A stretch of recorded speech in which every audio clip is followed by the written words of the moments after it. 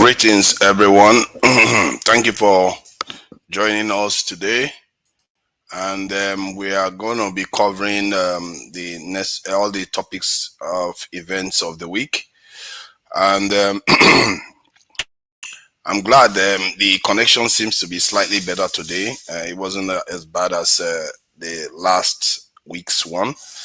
Um, so, yeah, I think we are going to be delving into other topics like the issues that resulted from Natasha Akbuti's um, ministerial hearing and how she was shut down, and also ask the question whether Ajeokuta still is dead, whether it needs to be completely abandoned. And then we will also be talking about the 200 soldiers that the US sent into Nigeria. And obviously, maybe some people may want to touch on the Erufai arrest issue. But in the context of everything that has been going on throughout the week, I think the Epstein file dump has left a lot of people in the West stunned, and searching for a way to react. That said, the context of this conversation that we are going to be having today is going to be based on searching for solutions, searching for understanding, and searching for better ways to communicate with each other.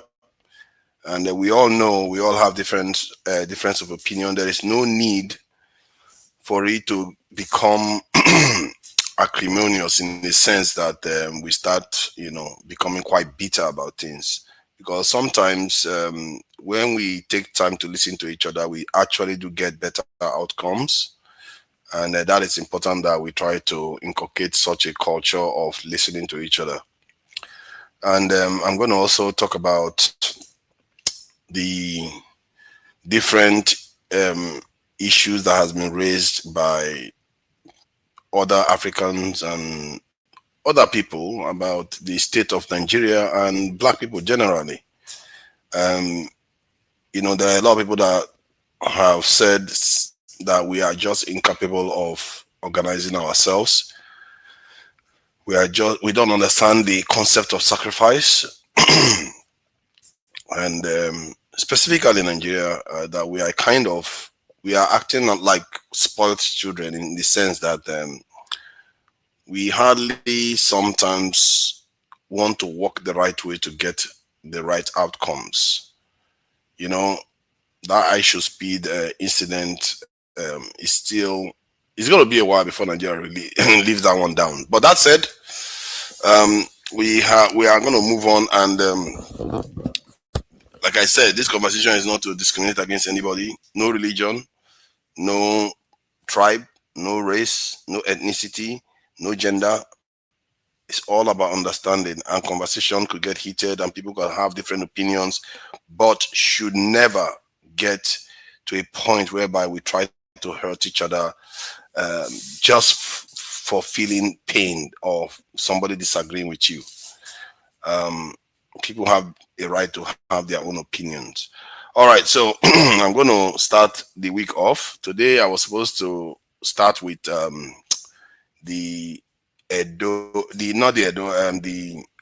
Benue culture, the Idoma, the Tiv, and the other tribes in the Benue area, and they will be going further north. But due to technical circumstances in Nigeria, I'm not going to be able to do that at the moment. So we are going to be covering the Igbo, some of the Yoruba, and maybe the Southern culture. We're just going to kind of get a recap of what the other cultures that we've already covered, since we already have materials for them. But that said, time to get on with some of the issues of the day. And number one is the hearing, during the hearing of Natasha Akboti with the Minister of Steel. And let me see if I can play the video so that some of you can see it. Let's see, that is the video there. I'll bring it on now. Where is it? It's not coming on. Why is it holding on for his dear life? It's not. The video is fighting for his dear life. I don't know what he's doing. Let's see what's going on.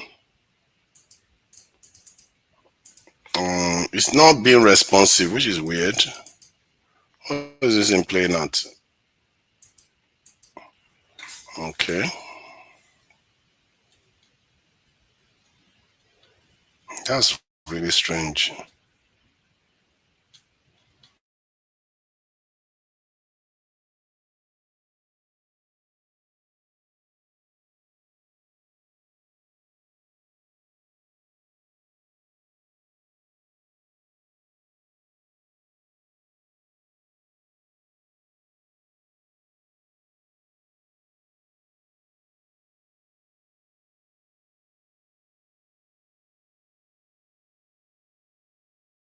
Yep, I'm back again. I think there was a glitch in the matrix, and let's see. Let's try that again and see if it will play. No, that's not it. That's it there. It's not allowing me to play it. I don't know why it's blocking it, but it's not blocking this one, which is strange. I was playing it all this while. It was working just fine. Okay, let's try that again. Let's just try that again. Yeah, that's it there. Yep, now it's working. Technical issues. That, please, do you mind if I do so? Distinguished, let us call it a No, close like for the minister. It's very important, When please. we come for investigating. No, Honorable Minister, please, I'd like to say this. Mr. Minister. No, please, do not hit the gavel. I still have something to say, and I think you should respect me enough. Please don't do that. I've given you respect. No, that's not Mr. it. Minister, your Mr. time Chairman. is up. Thank you. Then that's fine. You are I to think wait. you Don't go disrespected with me it. more than enough. No, no, no. On this, no, you can't do this to me. You can't. You spoke up enough to allow me to speak. I have something very vital to interface with the minister. And it doesn't matter if I've spoken once or twice. This is an interactive session. And you agreed that we have not met with the minister enough. Only God knows when next we are going to meet with him as a committee.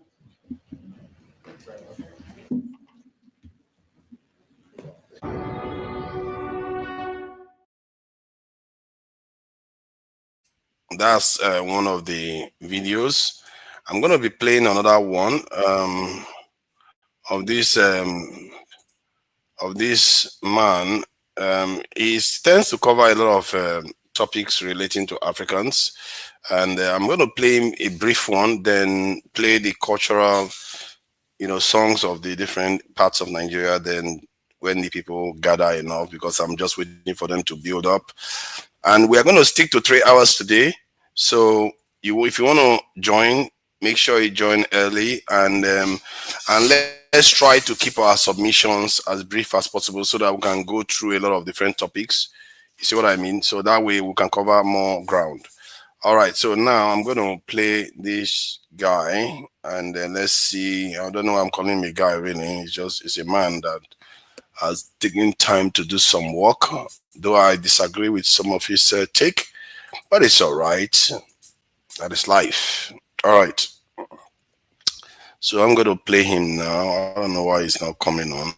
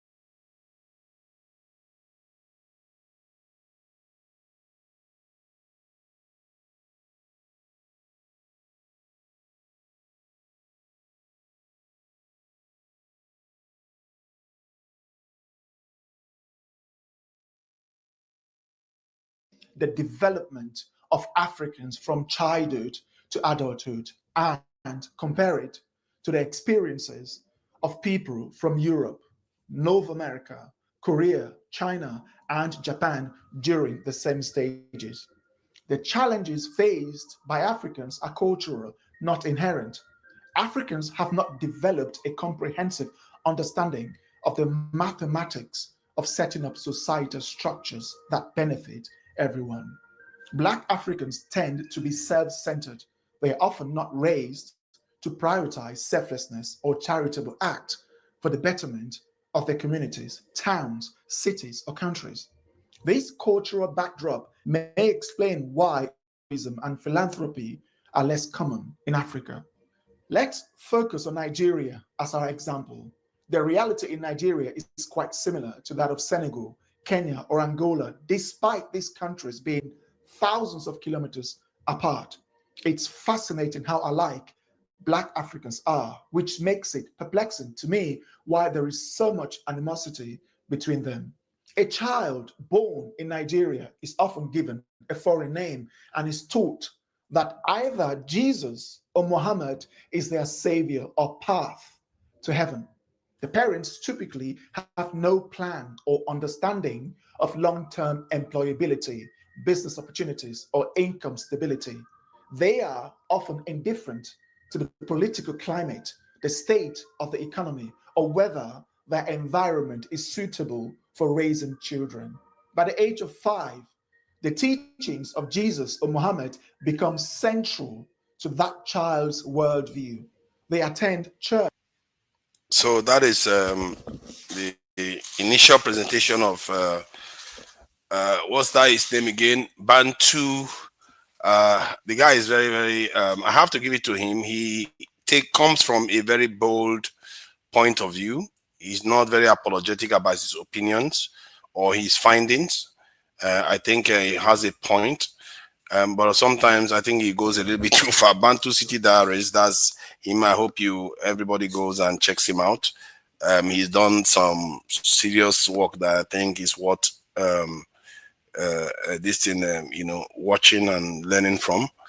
And obviously you're going to have your disagreements. So that is that. So, but in the meantime, I have to play some of our, regulars and welcome everybody in. I can see that some people are backstage. So let's just play. This one is from our Southeastern brothers in Nigeria. Let's play those.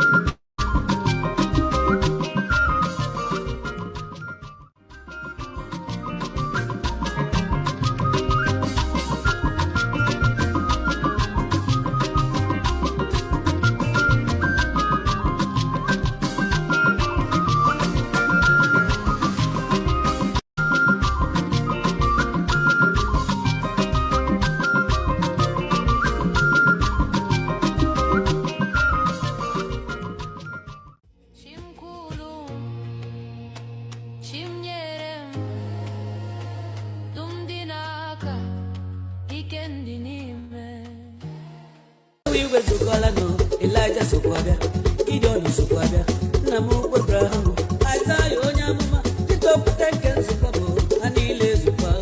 Anto, Alva, Enwere onye ma bebe ba, Ije, Enwere onye ma ejewu. Come on, Anya Bano, Yei, Kaibata no, Kanga, Anya Edwe no, Yei, Kilibe man, Kilibe, Kilibe man, Kilibe, Yei, Kilibe man, Kilibe, Yei, Kilibe.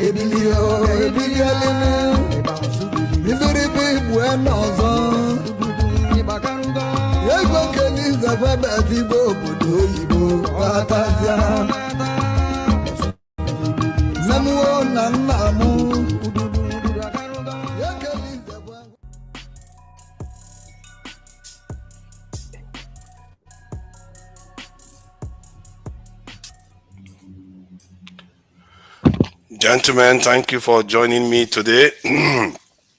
Man, my connection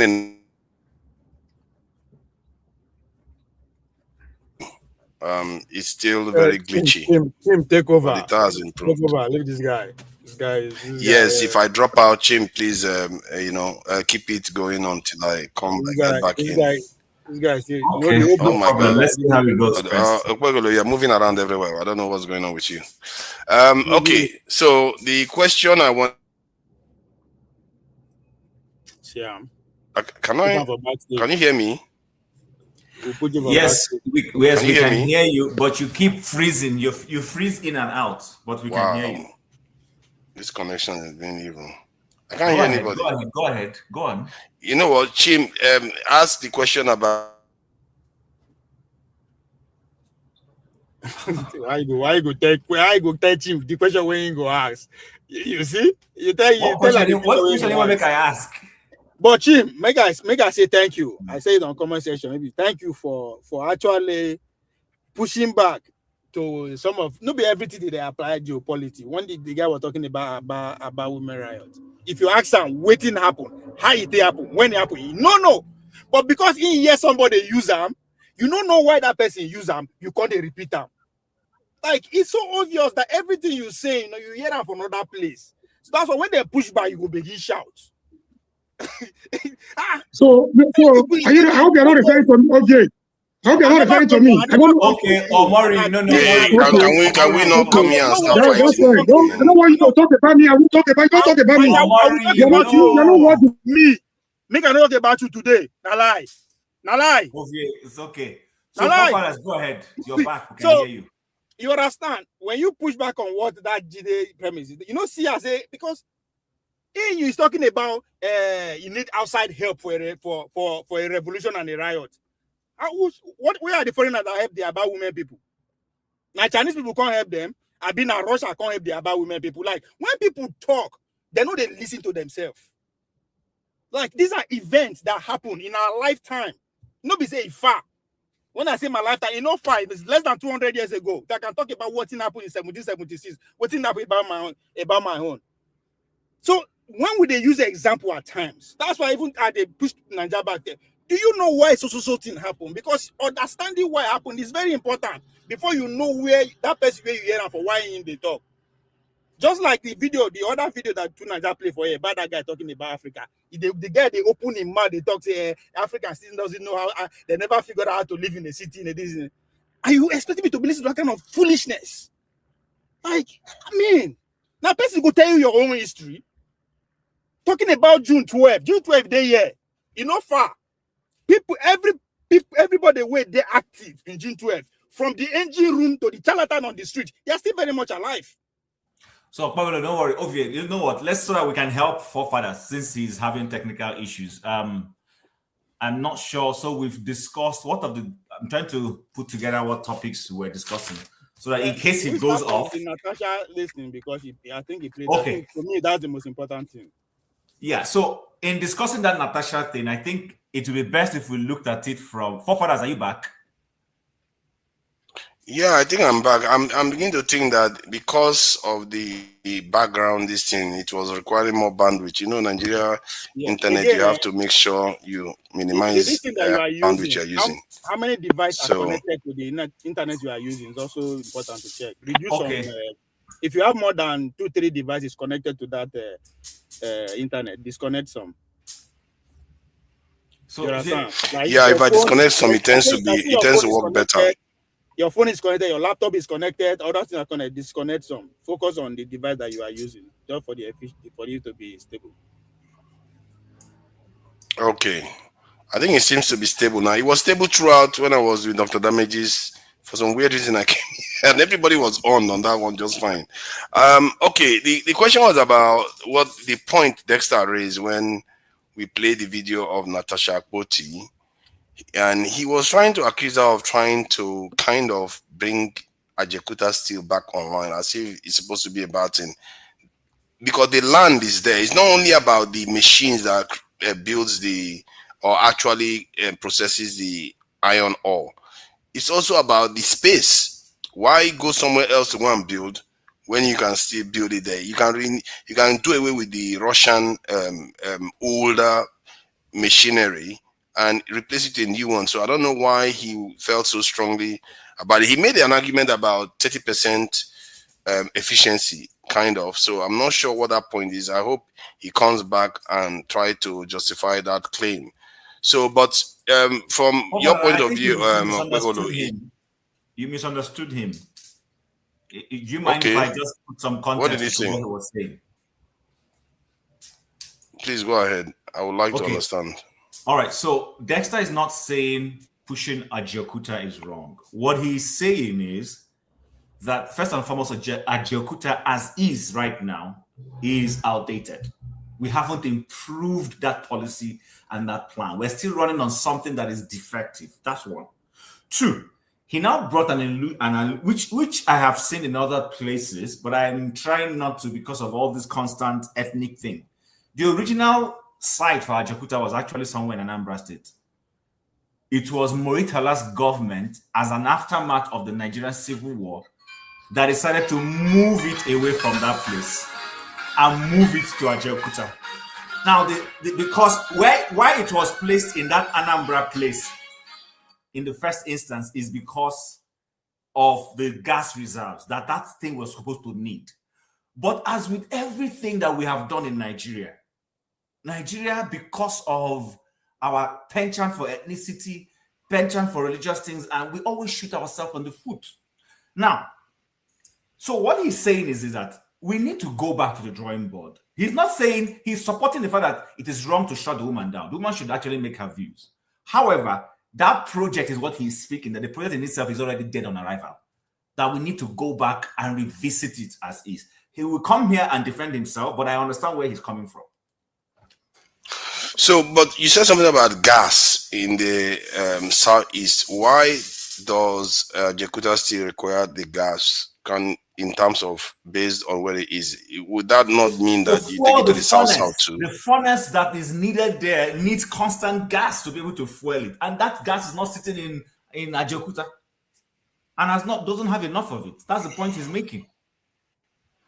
And then why was it not placed in the south where there's more gas?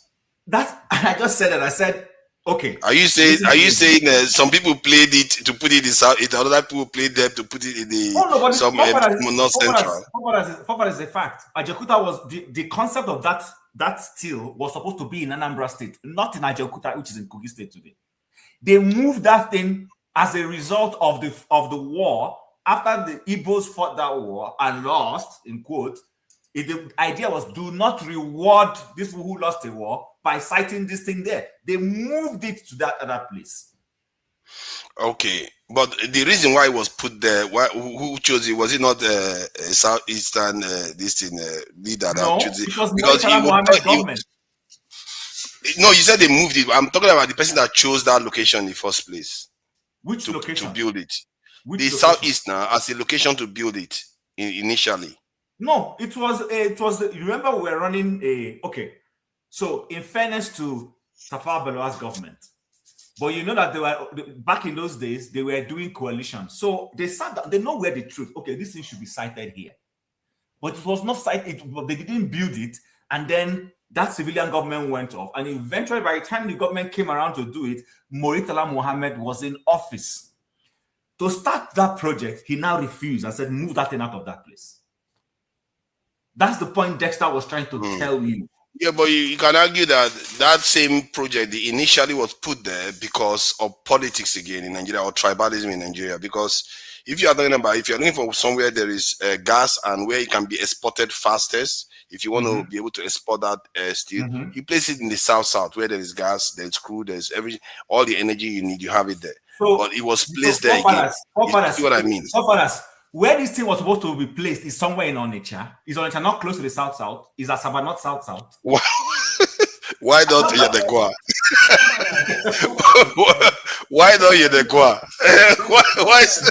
You see, the point I'm making is that you're accusing them of doing something that maybe that was already done in the first place by others. Let me see. There's okay. He's here. Let him defend himself. Let me just say something. It's one of the biggest misconceptions about Nigeria is that one, we don't actually study the geography of Nigeria before we talk about it. We talk about it from misconceptions. Forefathers, do you know that you can actually run a maritime route from Sokoto down to the Atlantic Ocean in Nigeria? Yes, I'm aware. Good. Yeah. So the idea of maritime that we think maritime is all about is because it must be down south, maybe in Bayelsa or Calabar no.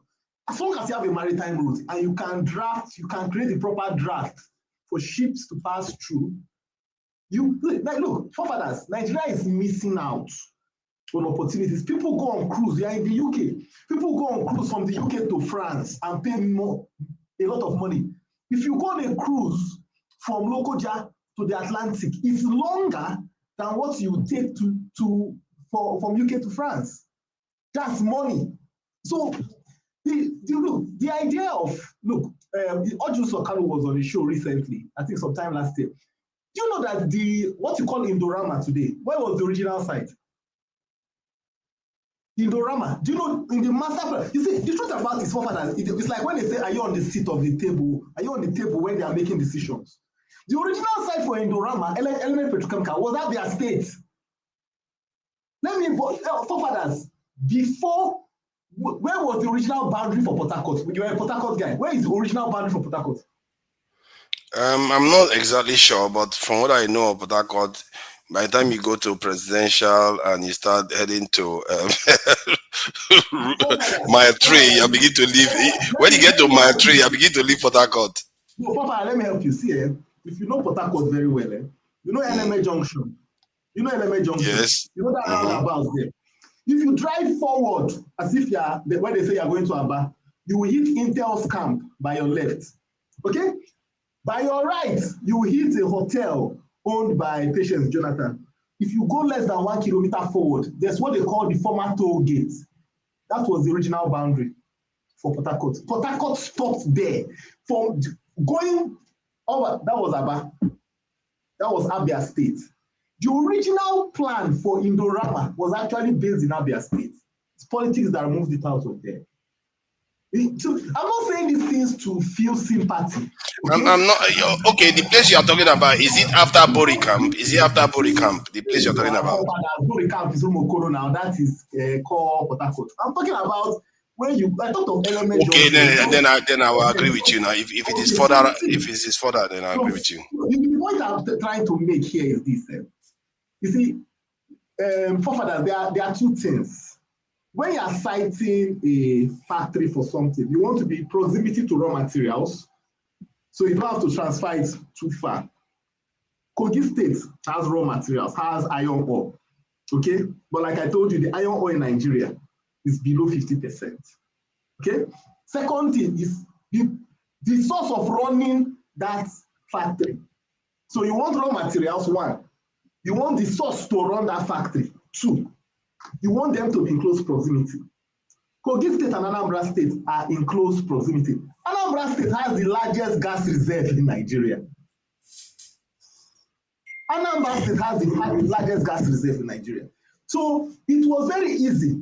Now, you want to run a factory that you want to put the furnace on and you want it running. What you need is the gas to run that plant. You can actually put a train to be bringing the iron ore for you constantly. For some good reason, fine, they chose it in Kogi State. But my point about that Ajeokuta steel is that right now, anybody pushing the idea of Ajeokuta steel, if you are not, look, except they want to dismember it and build a new one. But you see that old technology, it's just like the Port Harcourt refinery. If government, if Ajeokuta steel works tomorrow, it will be draining Nigeria's resources. It will be, because the amount of money you will pay to upgrade the iron ore, you will import it. Think about the logistics to do all that. What will you gain? It's better you just build a new hybrid refinery, a new hybrid plant that can help you. Yeah, but okay, I agree with you with that point. But your disagreement with your dismissal of the appeal of Natasha Akpoti included that part. She could have been looking at ways to modernize the processors so that it doesn't use the old technology. Natasha Akpoti is chasing optics. Look, I like Natasha Akpoti. I don't have anything against her. You see, that's why I say forefathers. It's like me giving what Natasha Akpoti is doing. Natasha Akpoti holds a Nokia 3310. Okay? And she wants to make a call with a Nokia, but my dear, smartphones are available. And she's making the argument, and she wants to buy a Nokia 3310 for the same price of an iPhone 17. Does it make sense? That's what she's doing. That's what she's doing with Ajeokuta.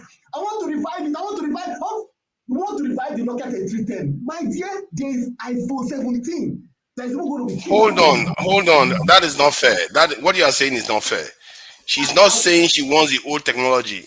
She's not saying she wanted the old, because if that was the case, then maybe you have a valid argument. But you've not bothered to listen to her argument and you just dismissing it. Natasha has always said one thing, that all you need to do to start manufacturing Ajeokuta steel is to Ajeokuta is like 98% complete. That all you need to do is put on the furnace. And the moment you put on the furnace, you don't put it off again. It will be producing for the next 10 years. Now, why I told you that where people don't really understand, when they say put on furnace, people think that once you put the furnace on, it will just be burning. No, before you put that furnace on, you have to guarantee that gas will go there. Because if the gas pressure drop, you can't. So that the idea of that plant is that the moment you put it on, you can't put it off. So you must guarantee that throughout the lifespan of that 10 years, you are not going to experience any shortage. That gas will be going there, guaranteed. Can Nigeria guarantee it? Yeah, Nigeria has been selling crude oil every day. No, forefathers. I'm talking about making sure that look. Example: if to get to Ajeokuta still, gas must be moving at a pressure of 50 psi. Guarantee that that furnace will run. Can Nigeria guarantee that gas will be moving there at 50 psi for the next 10 years? Do we have to guarantee it? I think if they wanted to do it, I think they can do it because you can have backup. Forefathers, see, how old is democracy in Nigeria? How old is democracy in Nigeria? You can. So, and where was Ajeokuta built? So you look. Let us look. We have logistics issues. Look. Just one. Do you know what it means? That it's not like crude oil where you are pumping the crude oil. Think about this way: you are pumping crude oil into an offshore vessel, and you need to pump at, let's say, 100 psi. The thing drops. Bam, they'll say, the thing has dropped. The vessel, that means the vessel that was supposed to leave after 4 days will now leave after 7 days. You can keep pumping. That's not how that Ajeokuta plant is going to work. If you are supposed to be sending gas there at 50 psi, you can't drop it. Okay, but that is with the old technology now. But you should be arguing for, okay, we still have the land, we still have the space, we still have the living quarters, we still have everything. Let's just modernize it so it's not like that. It has a lot more flexibility. You can argue for that. Forefathers, it's okay what you're saying. It looks good on paper. It's just like the old Port Harcourt refinery and the new Port Harcourt refinery. If you say you want to, why do you think people say why do you think investors say they don't want to touch Nigerian refinery? You literally tear it down. You literally have to build a new one. So there are some things that you say you want to modernize. Look, if you want, you have to first agree that right now, then Ajeokuta has failed. I like Ajeokuta, but you have to agree that okay, that infrastructure we had before, first of all, we have missed the ball, so money has gone. And don't forget, people are using this thing to make money. Number two, the iron ore, you have to make sure Ajeokuta is economically viable. Not where you are going to be importing 70% enrichment. How will you do that? The iron ore you are having is 30%. You know that if the richest iron ore we have in Nigeria is even located in Zamfara, which is around 51%, just roughly about that. So when you look at it, we have to remodel the whole system. If we are still thinking in the euphoria of when we were carrying oil money back then, because that's how Ajeokuta got built. You have so much money from oil and you say, let us industrialize. We need steel, and we pump money inside there. It is not going to give us back the amount of money we have put in there.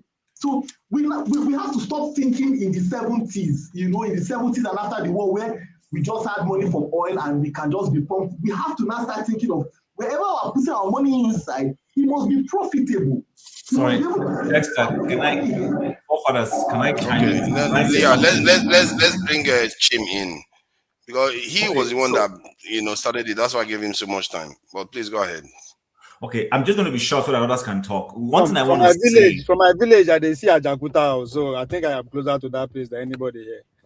Okay, so one thing I just want to say is this: our leaders need to get serious, get patriotic, and genuinely want to see Nigeria progress. Right now, the kinds of people who live in Nigeria, their mindset is a problem for me. Let me just say this. Listen, we have enough resources to jumpstart any other dormant area of our economy right now. I'll give you an instance.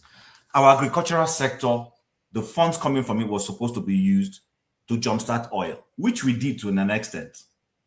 when the oil boom came, the oil boom should have been a boom that would have also given us the impetus to jumpstart other areas, all these other solid minerals, jumpstart things like creating hubs for tourism, industrialization and all that. We don't do any of this.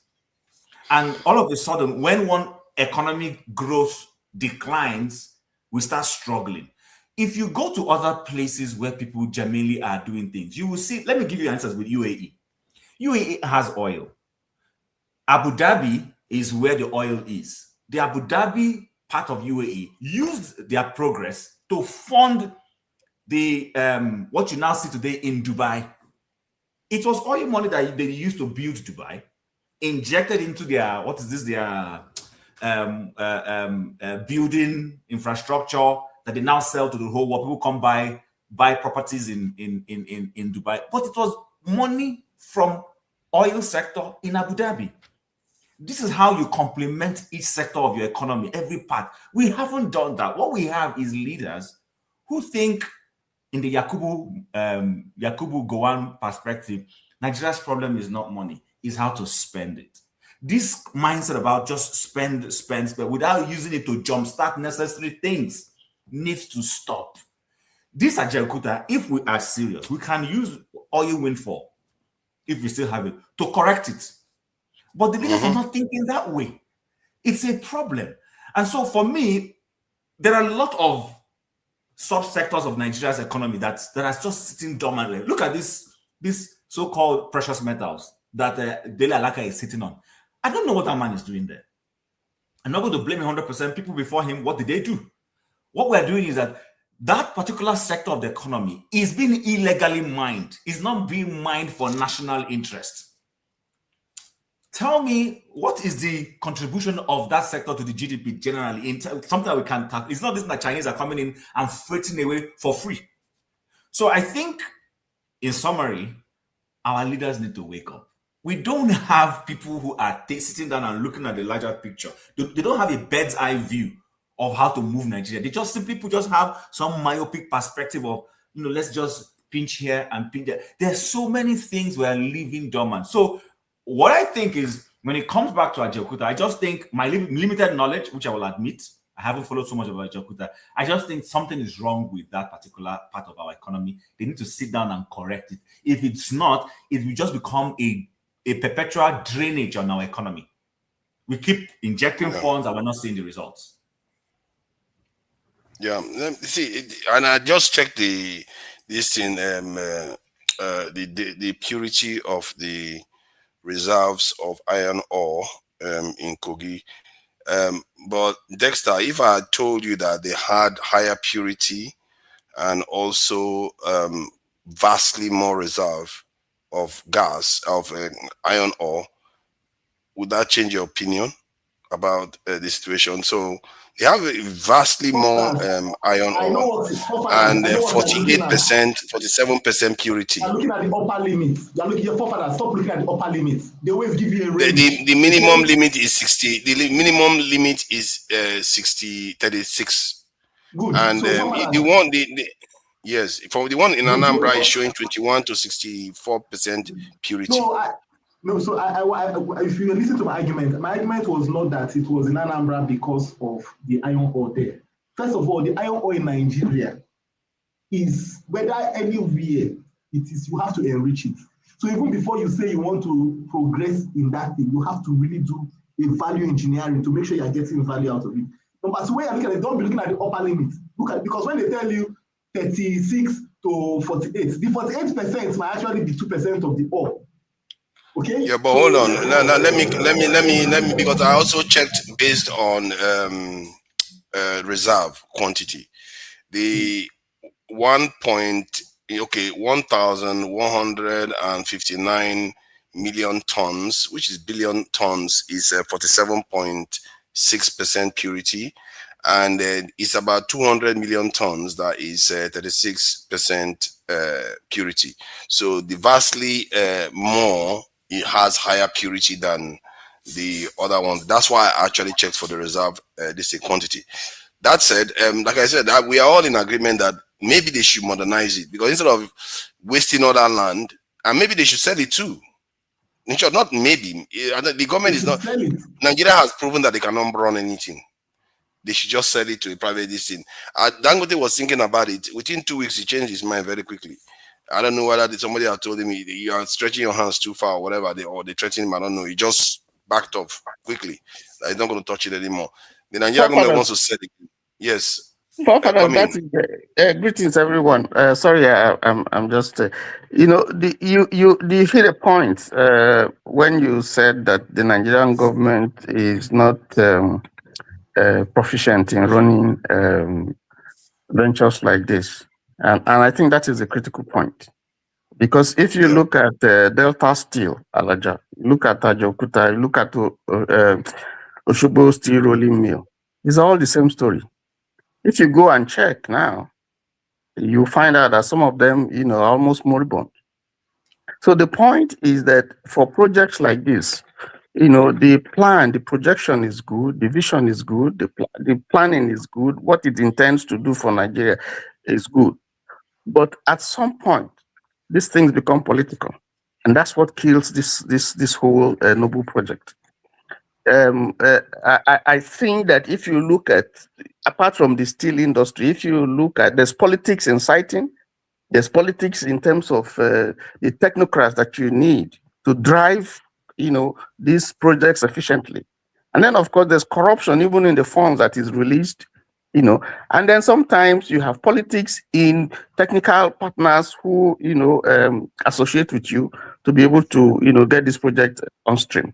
So, but usually, if you look at Dangote, you look at the time frame that it took Dangote to be able, to build up that factory, and you look at the kind of, in fact, Dangote ensured that some of his own technical staff are involved actively in the building, in the construction of the Dangote refinery. Okay, and there's a projection, apart from technical partners, that also bought into it. So because the intention is for profit, you can't loan money and then you employ people who will run it aground and you'll not be able to pay. It's not done. But when it comes to government projects, the whole idea, the vision, is not about getting this thing off stream and making profit. The whole idea is to make 10% or 20%, as it may be, or to politicize it. And that's the problem here.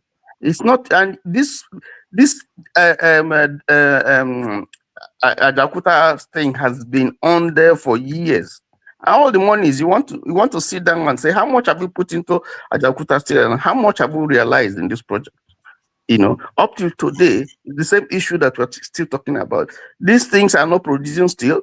They are not helping the industry, as planned, as envisioned. So they can't. The same thing with the refineries.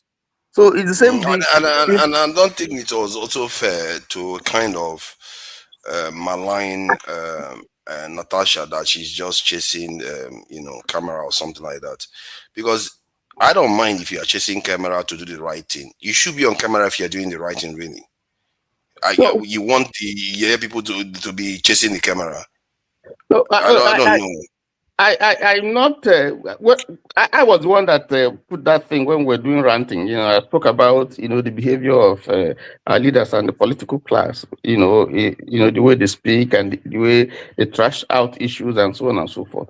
But you see, apart from the conduct, which I think was below expectation, you see, if the Ajeokuta Steel thing is something that Senator Natasha is passionate about. But you must come to a point, yes.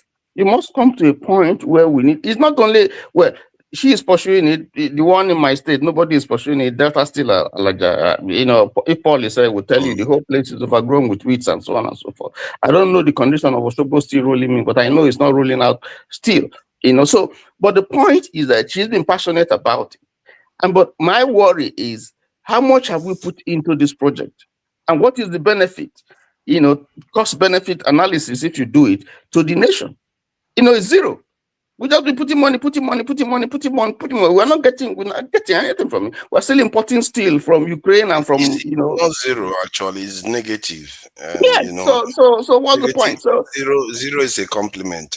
He's just been taking money from us, not giving yeah. us anything. So and then the technology is old. I'm not an expert in that, but technology is damn old. I think it was the Russians. But what do you think about having it upgraded? Because the land is there, the space is there, the raw materials are there.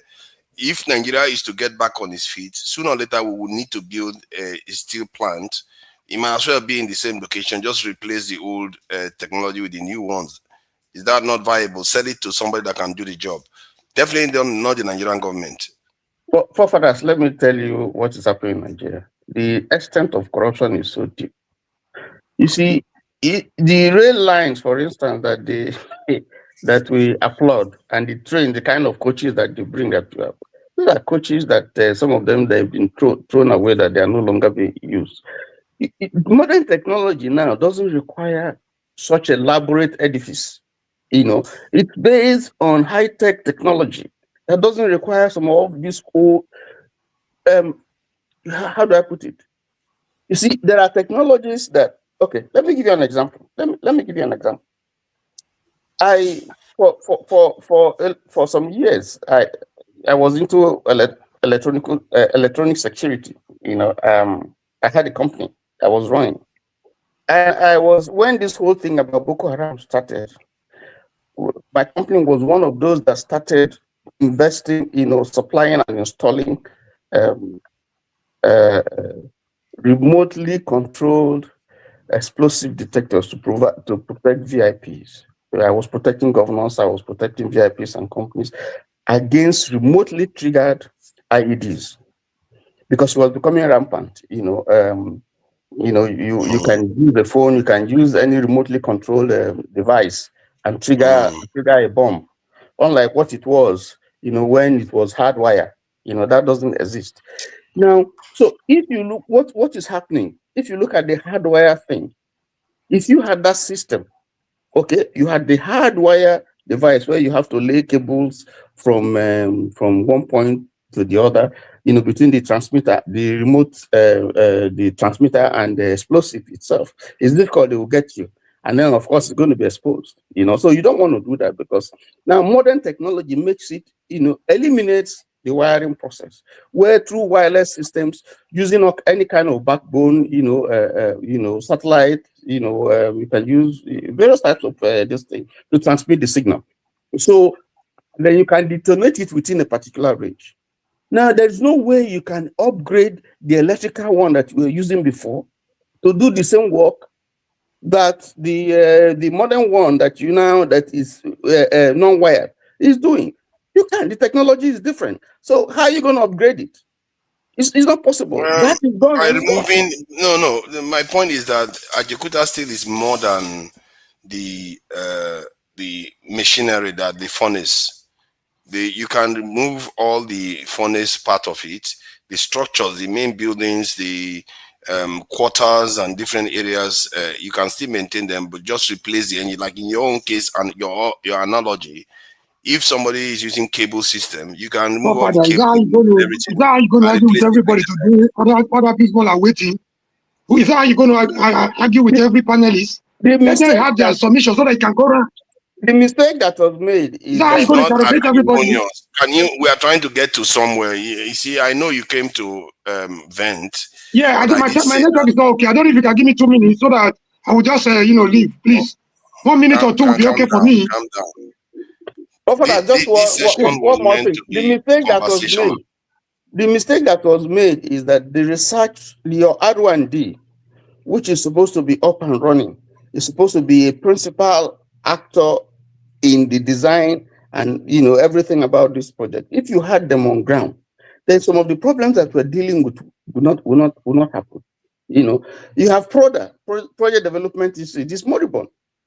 These furnaces and all those things that you require, it can be done there if the research, if those people were involved, in actual, implementation of those. Now you are going to go back to USSR or whoever it is that did it and so on, and you want to do a turnaround and all that kind of, that's absolute crap. Because it will never work, and nobody is talking about turnaround. I don't know why we are fixed. It's like we just want to kill it. And what do you want to do? Just throw everything away into this, and so we lose more money. Sell it off. It's crap. Sell it off and yeah, but we're already in agreement with that. If you sold it to me right now, that's exactly what I would do. If somebody sell it to me, I would remove all the this in old stuff and replace it with the new ones. That's exactly what I would do. But I said, let me bring Murray. Look at that. After all the this thing, let's bring Okpara. Okpara is raising his hand. Hey, let's. I think I will just let you go through this Ajeokuta one. Then let's see if we can move on to more. This. You can also comment on with the treatment that they gave Natasha. I must say there was something Natasha did at the end that I felt she didn't need to do. If I was her, I would just say, I'm here to represent my constituency and I'm here to ask questions. Don't make it about yourself by saying you are disrespecting me and stuff like that, because she's a senator representing her people. And that's, if I was her, that's the language I would use. But I think she's a hot-tempered person. She gets very hot very quickly. Especially, I guess I know I'm also like that, so it's all right. So she gets hot-tempered. That's not good. But I really wish she used her constituency instead of you insulted me and stuff like that. So what do you make of the exchange between Natasha Akpoti and the Minister of Steel? And is Ajeokuta still dead? Mazina, because your baby, the white baby na organic, or if not, I will not allow you go before me. Because unlike two Nigerians are fake, or your own original, so you can go. An original one, no. Yeah. Good evening, forefathers, Chim, Opabalo, and my brother, all of you, Tony, and the rest. Good evening from here. Oh, sorry, good afternoon from here. It's afternoon from where I'm in Minnesota. I watched that briefly. Honestly, I am not interested in those Nigerian stuff anymore because you learn nothing from them. You only, when you watch them, you become more disgusted, you become more agitated, you become more angry with what is happening in Nigeria. You know, particularly that lady, she has problem with her, her colleagues, since her saga with what do you call him now, the Senate President, Akpabio. I think since then, all of them are cooking for her, so they are not happy with her, and they don't respect her at all. And I watched it briefly, that's what do you call it, panel or what, and the way she was handled was unfair because they didn't give her the chance or the opportunity to speak about Ajeokuta still rolling mill, which is in her own constituency. Actually, she's supposed to be the person asking the question because that is her, that collapsed, outdated company is in her constituency. That's what I want to say. I say they didn't allow her to speak.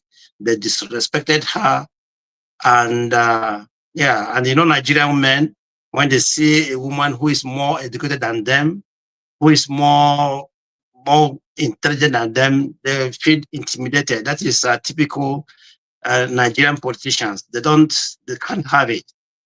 This happened when Aroma Ote was Nigerian exchange stock boss. The way she was embarrassed, the way she was harassed, that's exactly how macho average Nigerian politician is. They don't like intelligent women. Sorry. I don't know if you watched the video fully because Natasha spoke for a very long time. Watch the video. She spoke for a very, very long time, interrogating the minister. She did. Yeah, actually, I said I didn't watch it very fully, but the way the portion I watched, I saw her. She was very angry that she was not given time to talk, to ask questions. That's I said from the one that I didn't watch the full clip.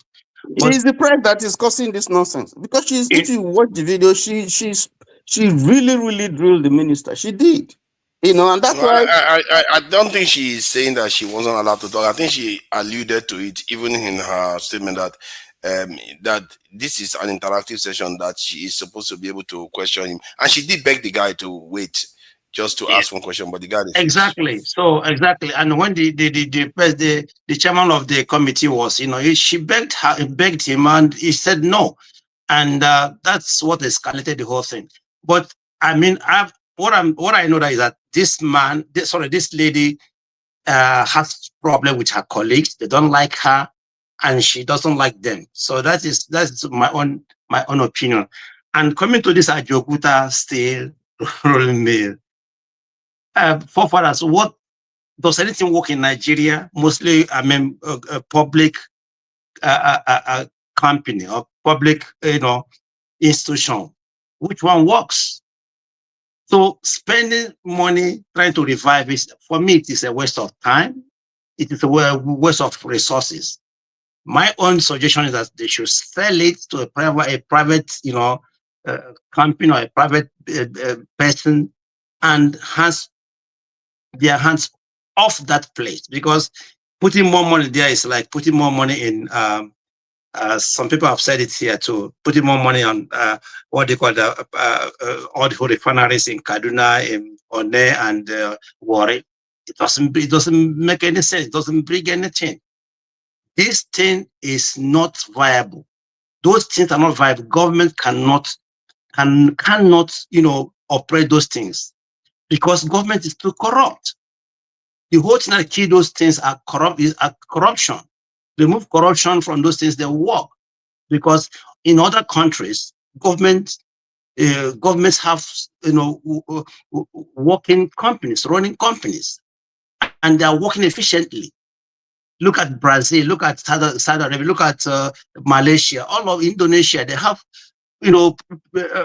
refineries that work. But it come to Nigeria, it's not working. Only Dangote is working now, and then we know what Nigerians are buying fuel as we speak, which is supposed not to be so. We're supposed to buy fuel very, very cheap, but we are not, because of one person is controlling the market, because government refused to make the ones working. So I believe that government should take off their hands from that Ajeokuta, sell it and scrap it, because that Ajeokuta has taken too much money. We're talking about billions of dollars, and it's not working. And as we speak, there's still some staff being paid. They are doing nothing. They are doing nothing, and government is paying them, paying their pension, paying everything, while this company never work. Let us scrap it. Let us sell it and forget about it. Thank you. Thank you. Yeah, I agree that they should privatize it. I think there is a private company out there. If you give them all that real estate and you give them all that, buildings and everything, they can hollow out the engine and put new ones and start making money. And that's the beauty of privatization. They don't go for election. There's no election cycles. They have an incentive to succeed. They want to get dividends. So government has proven that they can't do anything. I think that's what seems to be coming true. Tiger in the city, and Okpegolo. Okpegolo has been very patient and very generous to everybody. I hope, because Tiger has already put it in the chat that I abandoned him in code violation, and I'm trying to sidetrack it. So, Tiger, what do you make of this topic? Ajeokuta still, Naturalized Akpoti. As a matter of fact, Naturalized Akpoti a little bit is coming across a little bit. I like her stand and everything that she's doing, but she needs to rein it back a little bit in terms of putting her people first, in terms of saying, okay, I'm representing. No, it's not necessarily about her. And I can understand her frustration, because why should they not hate her anyway? Because all the rest are useless bunch of people that want to betray their country and betray their constituents constantly. How many of them are doing the job that the constituents ask them to go and do? Even while she's been suspended, if they told you how many things she has done, the question is, where did she get the money to do all those things? That's what people keep asking. But according to her, she said, they give us money. Why are the other people not doing the same thing with the same money that they give them? So I don't expect her to get along with crazy people that just like to buy foreign cars and spending money, getting them money in the envelope. Whenever they want to go on any break, they send money to the account and they sell the country out. No, I don't need her getting along with that. I need more people like her getting in there and challenging the status quo, because that's what we want. Is that not what we all are arguing here, talking about here all the time? I don't care about what they do to her. I just want her to carry on doing what she's doing. Yeah, go ahead. Have you seen the estate of Natasha? Oh yeah, I gather that she's doing very well for herself. If you see her estate, see, I'm not here. I'm not here estate watching and pocket watching somebody's success. They are all thieves. All of them. Hold on. Thief, see, there is a difference between thieves.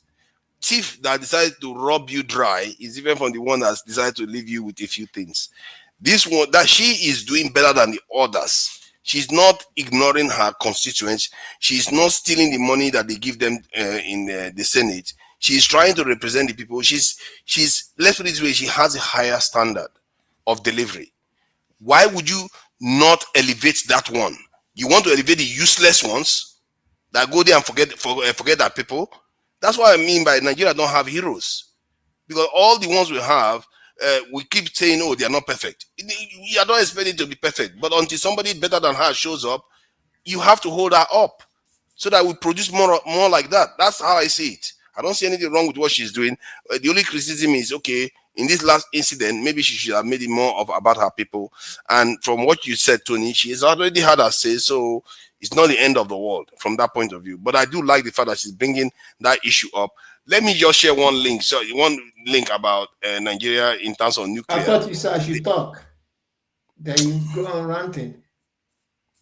You did the comprehension and the summary. Then we should go home for fun. Okay, then. Okay. Go ahead. Okay. So what do you make of it? Okay. Natasha, is that her name? Natasha, yeah? Yeah, Natasha Akpoti. Oh, Natasha. Otwaga. Okay, I know. She's kind of senator or House of Rep, we should all admit, because we want her to put in a fight, right? And the conviction is not coming. No one has given us proper reason why Ajeokuta still cannot come to life again. So there's no that economic factor or any other factor given. So my proposition is this: we need sustainability. Any form of industrialization, without steel, no country can industrialize. And the reason why USA is afraid of China today is because China got industries. Should they go to war, America will not win the war because it needs industrialization to win the war. That's why USA was able to defeat Germany, and that's why Russia was able to defeat Germany as well, because they were highly industrialized. So without industrialization, you cannot. And now, pertaining to Dangote, as the reason why Dangote may not likely buy that plant, because why? It will cost money to rejuvenate it, and two, steel is cheap in the market. If you check the price of steel, they are not that expensive. China has flooded the market with cheap steel. Even though in UK here, they're having problem. Two companies have bought over the UK steel here and they're having problem. And invariably, in the end, the UK government went and bought it over from them, supported them with £500 million. So we need all types of energy. We need all types. Why did the UK government support them? Because they're out of money. They are not making profit. And they start laying off. Because they said it's a strategic industry that they cannot. Yeah, because it's strategic, yes. It's strategic, yes. And also they want to keep the workforce as well. And it's also part of UK tradition to have this steel. So imagine importing steel from Russia, what that would have done to their economy. However, we need all types of energy in Nigeria. Coal, Australia is using coal. Poland is using coal, right? In some places they are using biomass, right? In some places they are using gas. Nigeria have this, all these mineral resources or earth resources. So I think we can do better. For me, Natasha, I see she's a strong woman, and that's kind of person we should encourage in this country. People who need to ask questions. At least the chairman of the meeting of the host should have given her the 2 minutes. She only asked for extra 2 minutes. And let her lay down her plans. But because that's what it's a Senate committee, right? It's a committee. Committees are there to discuss many things. So if you watch many countries, they never say, oh, time is gone. They do it, if not the late hours. They keep going on until they are satisfied, then they call it quit. But you can see from the host of the meeting, the chairman never said we're going to hold this thing for five hours, 2 hours, then we adjourn it. At least I should have been an adjournment of the meeting. So I will draw a conclusion to that. Thank you for that, gentlemen. I really appreciate your, succinct and brief submission. The more I think about it, the more I'm beginning to think maybe she shouldn't have done what she did, even if I think she's right to do it. Because sometimes when you are dealing with people, you don't want to always antagonize them all the time. You might be able to play them and get certain things from them. Because she's spoken already, so they didn't give you extra to me. So what? Find other ways to catch them out and get what you need from them. So maybe my point is that she shouldn't have to always fight constantly against them. They are corrupt. What you should be doing is setting good example. Because if some other person want to ask question and they refuse, should that person start complaining and start challenging the house? Because there has to be rules. If the chair says don't talk, don't talk. It's unfair. It may seem unfair. People will see it and they might be the one to fight for you. But she shouldn't have to be saying you disrespect me, not even her constituent, me. That's what I seem a little bit unsimilar. And Nigeria always has to make people become egotistical. I can understand the pressures that she's under. But in terms of her performance, I can't fault her right now compared to others. Let me bring Ajeokuta on. Ajeokuta was very, very hot in the last session. And at the end, when Omori put his feet to the fire and wanted to bury him and his traditions. What Omori he said there was a bit low blow, but because to condemn Ajeokuta in the sense that as if Ajeokuta doesn't know about the intricacies of these things. That's why when I see him doing all these things, I know that he's doing them, but he also still understands the other, issues. And I didn't think that it was merited, but hey, everybody has their own thing. So, what do you make of this Akpoti's issue? Should they sell Ajeokuta still to a private, partner or something? I greet everybody. More than overs. My supplier don't want me to say if I do like that again, that would be the end. So I don't calm down. Tiger, yeah, I thought you look more like a tigress. You are not a tiger for the way you sound. Anyway, Ajeokuta, as a Nigerian, we need more. We need 10 to 15 Ajeokutas. Because the reason why Ajeokuta was bettered was to kick off our industrialization. As at the last time I checked, we are more an agrarian society than industrialized, society. So we need more. We need like 10 of that everywhere. If pipe fit take oil from Niger Delta go Europe, I see no reason why where me go fit jog go from Imo State to Ajeokuta. Where I go fit jog on a good day say we cannot connect gas we could day. So I don't understand actually, where we are headed. We need more and we can get more. Now, why they stuck on this one? It's the normal thing. It's pretty much it's politics. Politics as we speak. First of all, if you come in as a government, it's also a racket in any way because not there to they make. But if you come in as a government, The first thing you do is say you want to give it out for a contractor to bring it up to par. Millions go. Now, foreign companies. So the last time we then pay debt is about 490 something $million. Because if I come now, I give Chim the contract. And the last guy will come before me, now forefather I give. Forefather go say, no lie, that thing no go start until they balance am. Chim no will start. So you see, so that one is a problem. Where is it now? We solve that one. Then two, the interest, outside interest. Nigeria spent close to 4 trillion naira annually for steel. So again, if that guy did supply Nigeria and Tony did supply Nigeria, I don't think you want that thing to stop. You don't care. You don't want it to stop. That are cool, though, they constant. Then outside interest, who will do everything they can to make sure their own business stands. To the internal interest. I mean, 4 trillion dollars. Now Nigeria they go import them now. Might die. May make my business stop like that. So these are the intricacies that the reality that we face today be that in that Ajeokuta and adjustment and every other pretty much project you want of that nature big that you want to factor in.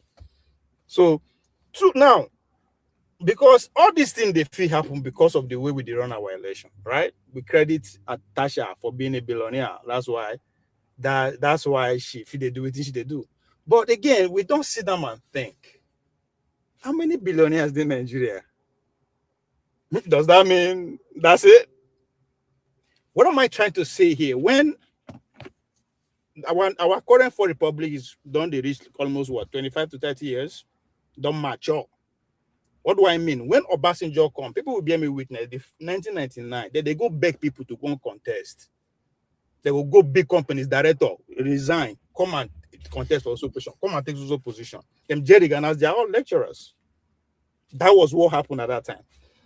Before Obasanjo, after Obasanjo finished, the local guys, the local players, say na lie over their dead body. If you know work, you know go chop. We can't be running around doing campaign, do this ballot snatching, do everything. There you can't go bring one person because they get one stupid degree for Harvard. They can't the big commission minister of the economy, this and that. They say land they no go agree. You have to work. Now, waiting that one produce. How many ballot paper can you deliver? That means if you go deliver result from your constituency, you win. Once you put yourself, well, you are in. But we have passed that era. This is where Natasha money comes in. And this is where those interests that I highlighted come in. They talk, everybody they talk of Nigeria. To be a senator, you are billions, you have to be a billionaire. And we know Nigerians are not billionaires. In Naira, all those men, where would they see? So the question now is, how they get money when they come? Who they sponsor them? It's no longer say they go bring up because you get brain or you go hustle to get in. Now you have to pay for it. This way, this external interest they come in, they sponsor candidates. So what you see played out, nobody say Natasha, just come out because they disrespect them. No, she don't reach the room. These men are not speaking for them, they are speaking for special interests. Bigger than her. So now the style where she just use. So we as Nigerians, that should be our concern. Now, we vote for them, right? We will say, okay, just imagine that we vote for them. Somebody will then appoint. Who can they do agidi? That's a big problem as far as I'm concerned. So you have to look at it to understand where we are today. That's why I thought we can insult all these men all we want. They are not stupid. They know exactly what they are doing. Because when I asked Prince last week, their generation, they get power, what they go do? He said, oh, not leadership. Let me agree with him, that leadership problem. But the leadership no be upward. The upward leadership, the political architecture, these men, as you see them, it is working to the maximum. That's exactly how the system is built to work. to serve the few. That's this is why I know they talk, and that's the American democracy that we adopt. That's what it's about, to protect the affluent. If you go back to the beginning, only men will get property the vote. It is still what is at play. So if you saw the word leadership, where I fought them, now leadership downward. If the democracy we are practicing is about the people, and it's true, the power belongs to the people, but the people need to be organized for them to be able to use that power, which is where organizing comes from. People don't bring changes. Organized people do. If we are, or if those people change their leadership downward, organize the dentry drum, the majority where the number is, I swear to God, they will not go and be protesting for electoral reform. They would rather direct them to protest for what is happening with under Natasha. But again, the danger of what happened during that protest, which people don't know. Why people like me, they say protests know they work, especially when it's not well organized. You know what that protest produced? 209 billion naira. Because thank you. See, everybody's carried away with the protest. They forget that immediately after the protest, INEC bring budget out for the election. How many of us know? See, 209 billion was a mark for what? Real-time transmission. Why he was delivering that budget, he said it that I say no why all this competition is going on. That we don't do real-time since 2022. So what is 209 billion for? Now, what will make them come back to house with that? That is the money you guys fought for them to elect themselves. So that's what organizing is about, because not be everybody where they switch, they shout. Some people suppose they back, they think. You give them 209 billion, you think they're not going to come back? Because again, we forget this same thing we do in 2022. This same cry. And I made all this in there. We did it. Now the same result we get in terms of that we use both ways, electronic live transmission amount, and I think they tell us, and that argument will stand. So we need to stay focused and actually examine our step, the way we take a jump in front just because few so-called leaders come out. If now the fact say, okay, Okpabio, we know like he has to go, few individuals. If that protest take place in his constituency, I guarantee you it will not come back. Now they go shout for Abuja. Now Abuja say now come there. Now, all these things. So regarding, okay. Go ahead. I wanted to ask you about, so you think we should privatize the refinery? And because Tinubu is looking to privatize, they say they are going to be selling off government assets. So for the life of me, I don't know why they waited this long. They should have sold the refineries a long time ago. They should have sold the Ajeokuta. Anything you cannot run, just sell it off, or partner with others to do it. It's not in Inobi. It's not in we don't have what it takes to say, boy, I make it stop, make it no seller, make it seller. Who want to come? Me because we talk. I don't agree, make it seller. Again, you are still missing the point. At that level, there is nothing wrong. You just invest it, they know they work for you. They are not supposed to work for you. So focus on the majorities where the villages there everywhere. Spend time with them. Not them, because it depends on the amount of people you let to the poll that will make any difference. These people, when they allow you to the protest at this late hour, why? Because at this point, anybody will won't compete. If you want to write exam, you are supposed to be locked in. Focus on your own advantage. They enhance them. This is what this period is about. But them, they gather, they carry us. How many times you have? So the point is, at this point, they are spending money to make sure you don't take people to the poll. You understand? So they know they say make you know do whatever you want to do. It is too late for those guys to say, I won't make statement. We haven't done the work. But we know they deceive ourselves. We are shouting on platform and AIT radio. Now only few of us they listen to ourselves. It does not work. We could not stop deceiving ourselves. So to say wait till they go change, it's not up to me and you. We never earn them. We have to work Thank for you.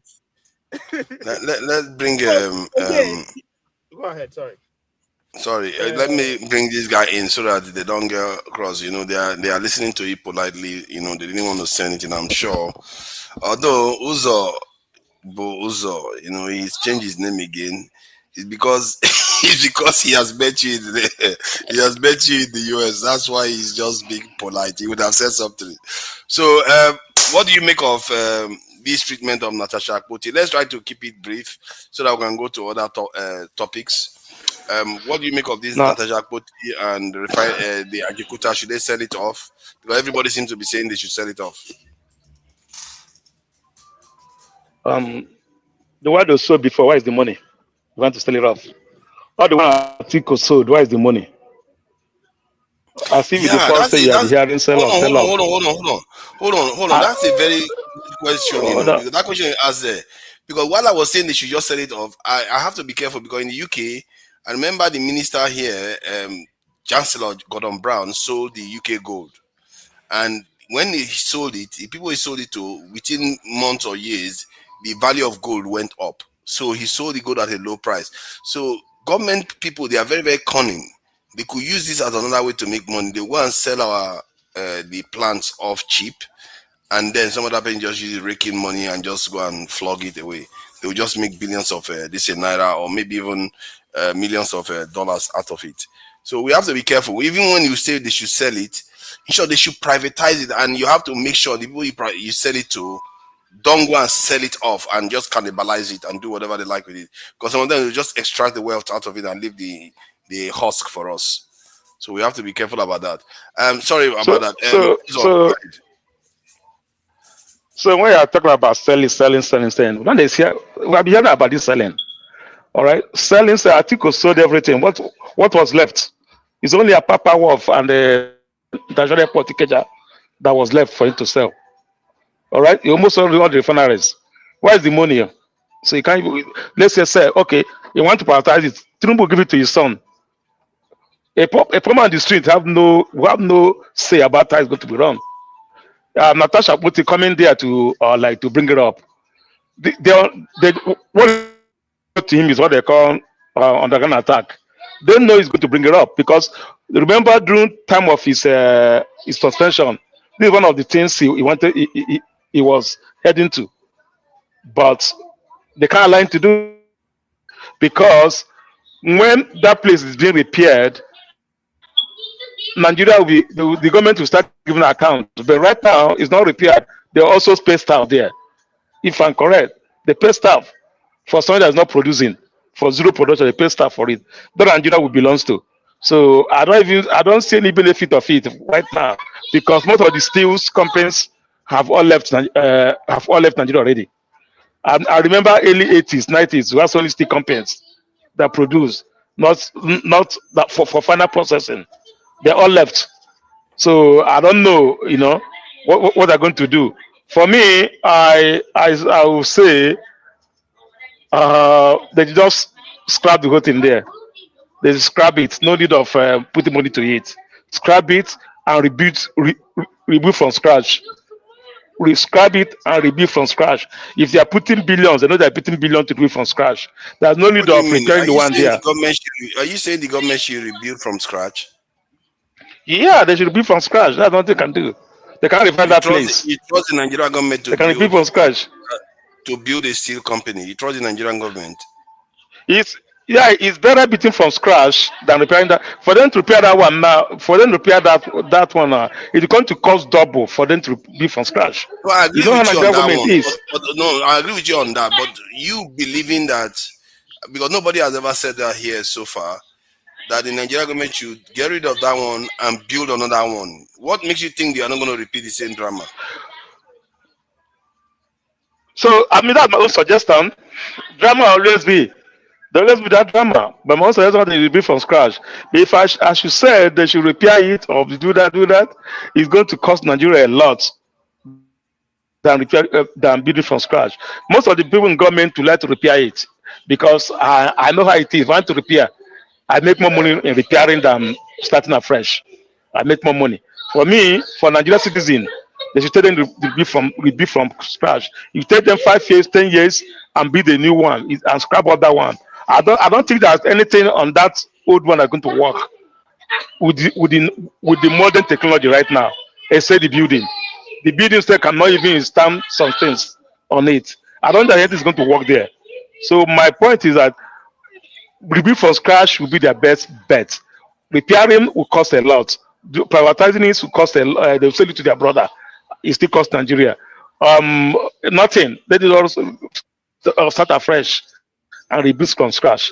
So I don't know the contract they have with the USSR, the former people that did it. The thing can also play a role. You can't sell it. You can't. It's like it can also play a role. We don't know the contract they have with the former builders that built the first one that have not completed it yet. We don't know if there is anything that is left on the clue on the contract. We don't know that yet. But for me, I would say they should just rebuild a new one. They should not sell it. All right. They should rebuild a new one and scrap that one. If it left for me. Also, that project has been on for 32 years. 32 years. Nigeria and the money is going. They're eating Nigeria money. Yeah. No, he wants them to be. They should not get my own confusion. There's no need of the Nigerian government spending money on it. Been known to build anything to work very well. Has the Nigerian government built anything that has worked?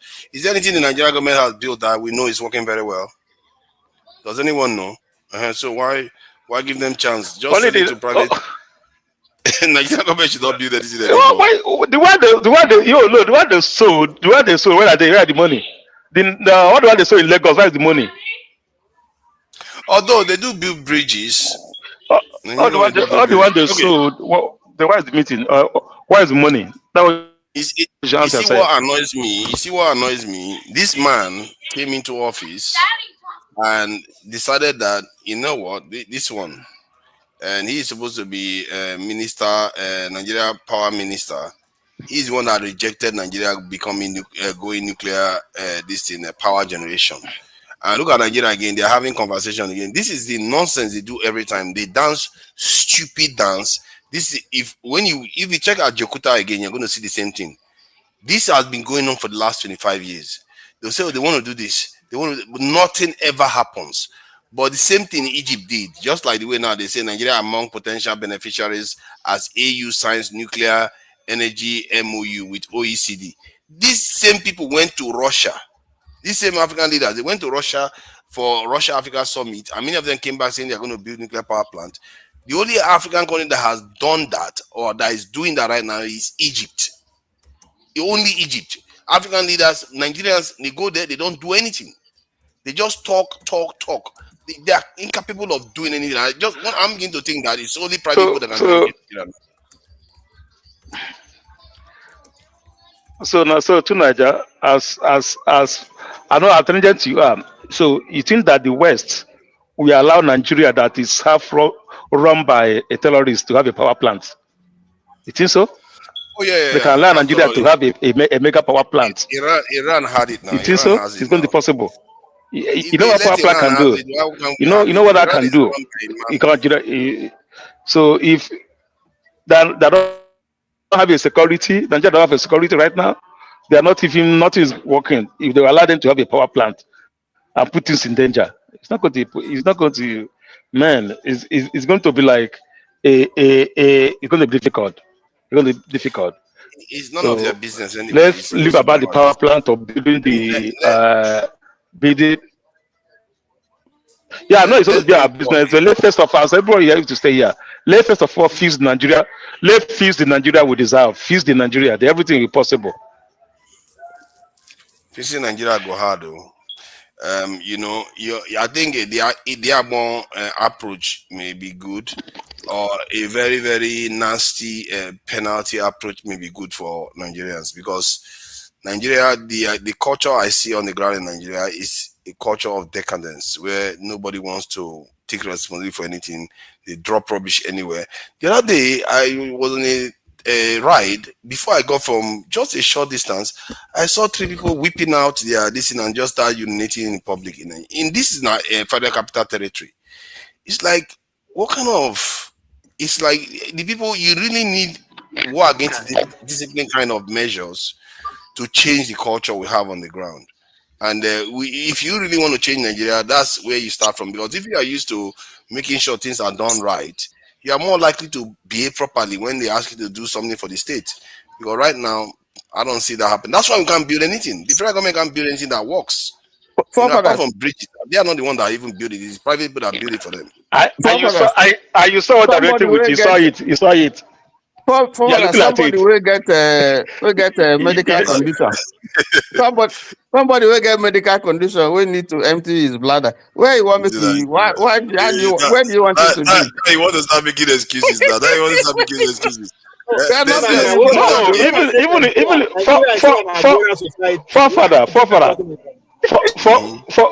Forefather, even the way it's clear now. I don't see woman they relate on parking lots. Yes, it's not the Nigerian problem. America is quite backward. Yeah, they catch you now. If they catch you now, not 3 people in one ride during the day. Come on, man. There are some places you go to, the stench in the air is all about urine and feces everywhere. It's like, why is it like that? Why do we live like animals? Even people in like market, people like you who supposed to teach don't run come up for the country. Who go can't do the teaching? See, the Bible said, teach your children. You can't teach Nigerians. All of them are the way you teach them. He went back. Everything when you see now, see when they pee. You see people pee. Everything we can see be that. What do you mean? That's the only thing I see. See, if I start telling you what I see, I don't want to tell us. Don't tell us. Some of things I've seen. If I started lamenting some of the things I've seen, man, you would think I'm maligning people. But this one, I'm just trying to demonstrate how callous and shabby our people are. The reasons why we are where we are is not only about just individual government that are compromised. The people themselves have inculcated the culture of that shabby, compromised top leaders. They can't. They throw rubbish everywhere. Everywhere is dirty. Let me ask you, as a young kid, when you did Nigeria, do you people around you behave like that? When growing up in Nigeria as a young kid, were things that bad in terms of what you are talking about now? People shitting everywhere, misbehaving. When you grow up, definitely. I see. It's hard for me to tell, but one thing I know is that during the time of Buhari and Idiagbo in Port Harcourt, it was a lot cleaner. They were doing sanitation was taken very, very seriously. Okay, and even after they left office, sanitation was serious for a while. You know why I asked that question? Because there were adults in the places who are making sure things are done right. Those adults don't old, they don't die.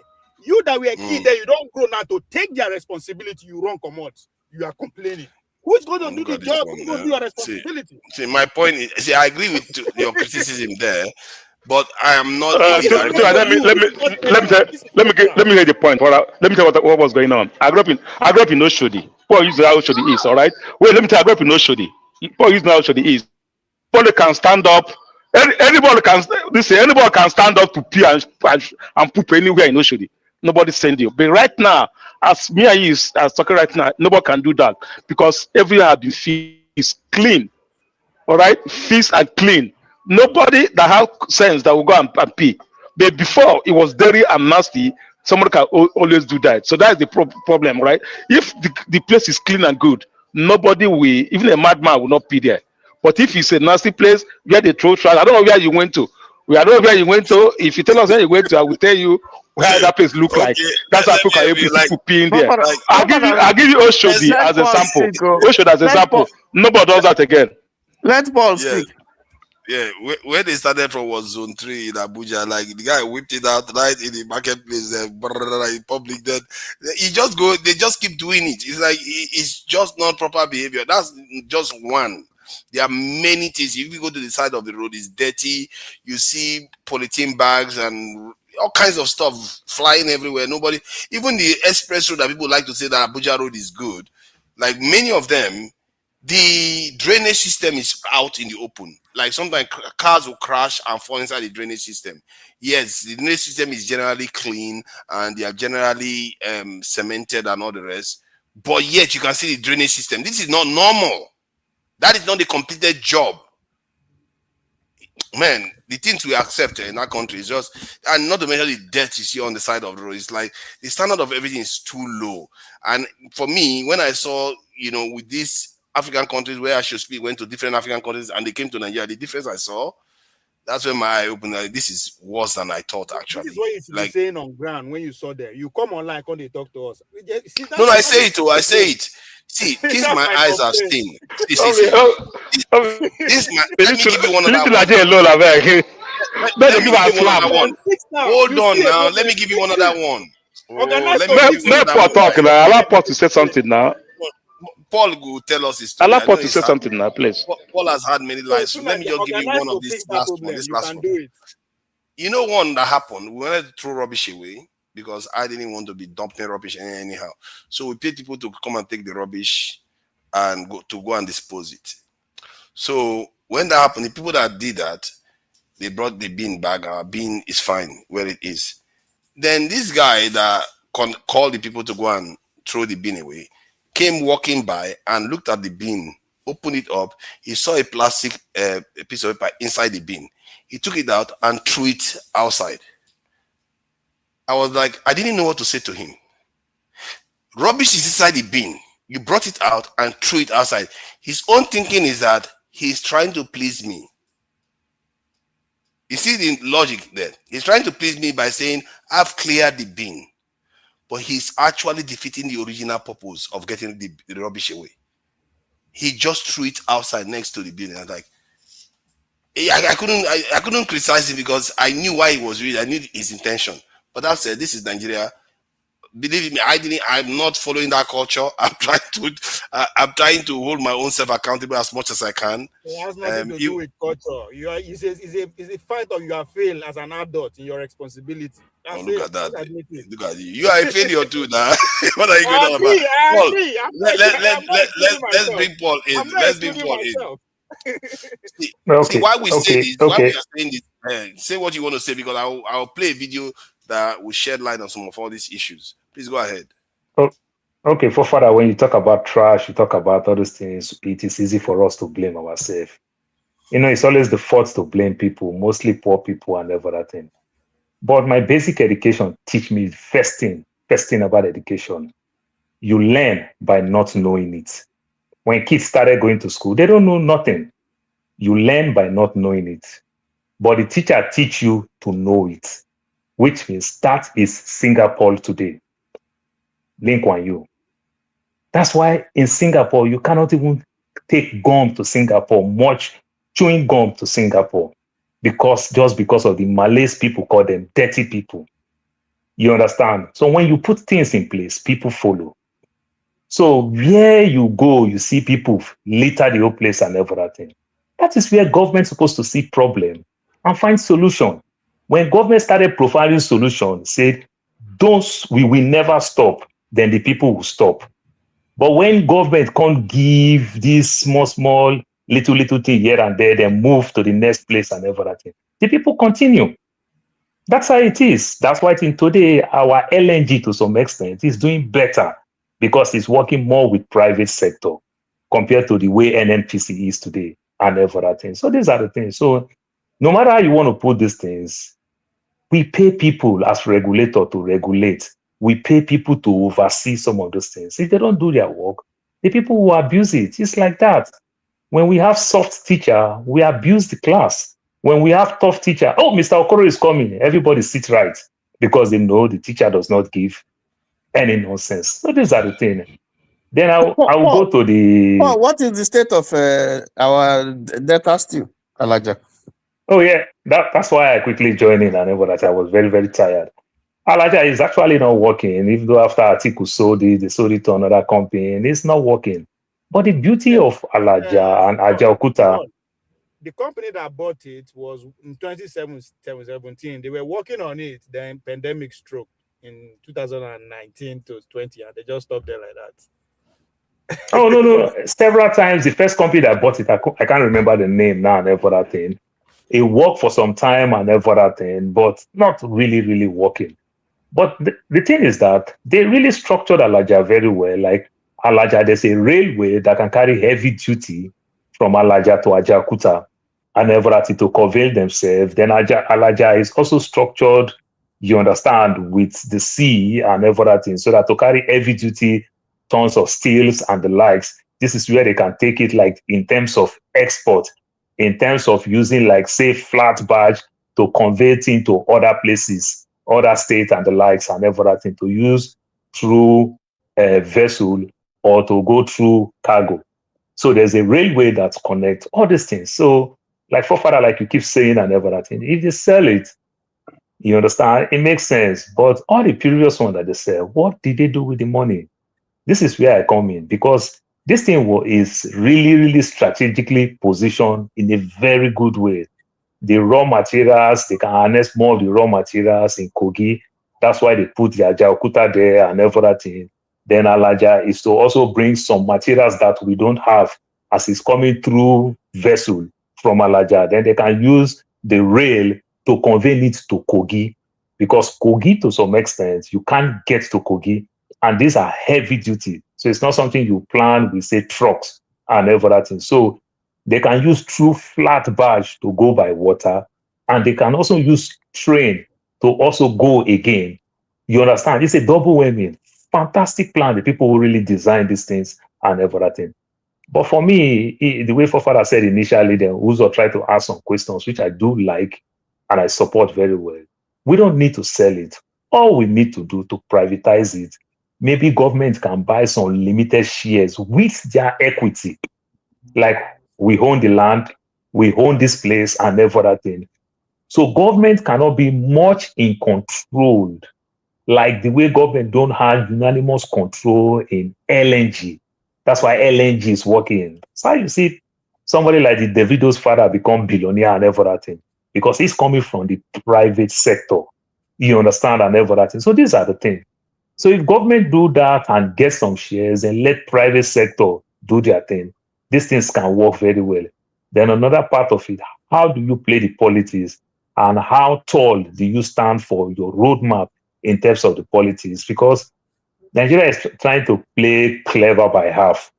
We don't want to leave this America. We don't want to leave this UK. And at the same time, we want to do business with their enemy. You see this Trump thing that have started, it will never stop. Tomorrow, maybe one president in America can say, sanction, don't deal with Russia. If you deal with Russia, we're going to give you this, that, this, and everything. Then everything will just fall. You understand? Because every of those things are coming from Russia. And like Uzo said, somebody said we don't even know the kind of contract that we sign with Russia. Sometimes maybe they also have some percentage. Sometimes maybe they also sign an agreement in terms of how you get parts, how you get some of these things. Then also the way they put that seaport in Alaja to also convey with flat barge through sea and with train and everything. Some of the materials, we may not really have those things. Back then when they did these things, Russia and Ukraine still have good relationships. So some of the materials that we can also use to make these things work perfectly are also coming from places like Ukraine, Russia. I forget the African country now. I can't really remember very well. Whether Burkina Faso, so I can't remember. Some materials that we really, really need is also coming from there. So these are all the plans. So if government must do anything, is to understand that we'll sell this thing, we'll take some equity, you understand, but not in control, so that things can work. That way, government can be using it to say, okay, we are making soft money there. They did something like that also with Niger Dock in Lagos. If you go to Niger Dock, it's a very lovely place. When I finished secondary school, this is the first place I walked as a young boy. It's a piece of land surrounded by water where they build vessels, you understand, vessels go for their checks and the likes. It really, really helped. I think today Niger Dock is still bringing money from Nigerian government, even when they sold it, but government still have some limited shares there, and they are making money there. Things are going very fine there. So these are my kind of expectation. Some things you say, oh, government can sell. Okay, take for instance, we left a national secretariat. This is since 1991. or 93 or there, but I can't remember. Ikoyi there. That place is still lying fallow, doing nothing. You understand? That place, they can use that place to set up a nice 5-star hotel. You understand? These are the things that they can solve. Or even if you want to level the ground, if you want to create anything, I just think it works. But at the same time, government are not really ready. The only way government can work very well, I will still use Link on you. If our ministries and our parastatals are not so strong, government will never work. But when we have strong ministries and parastatals, no matter the ministers, remember the ministers are politicians who see themselves that I will come and go. But the ministries and parastatals, these are people who see themselves that I'm going to work 35 years, like my father would say, 35 years meritoriously. They like to pride and say that I work 35 years meritoriously. I take this, my gold watch, whatever. But when you make that part strong very well, these are the backbone of any government. These are the people that will report government. These are the people that will leak everything. These are the people that have the files. These are the people who have the record. These are the people who know when government want to when politicians want to compromise the good work and everything.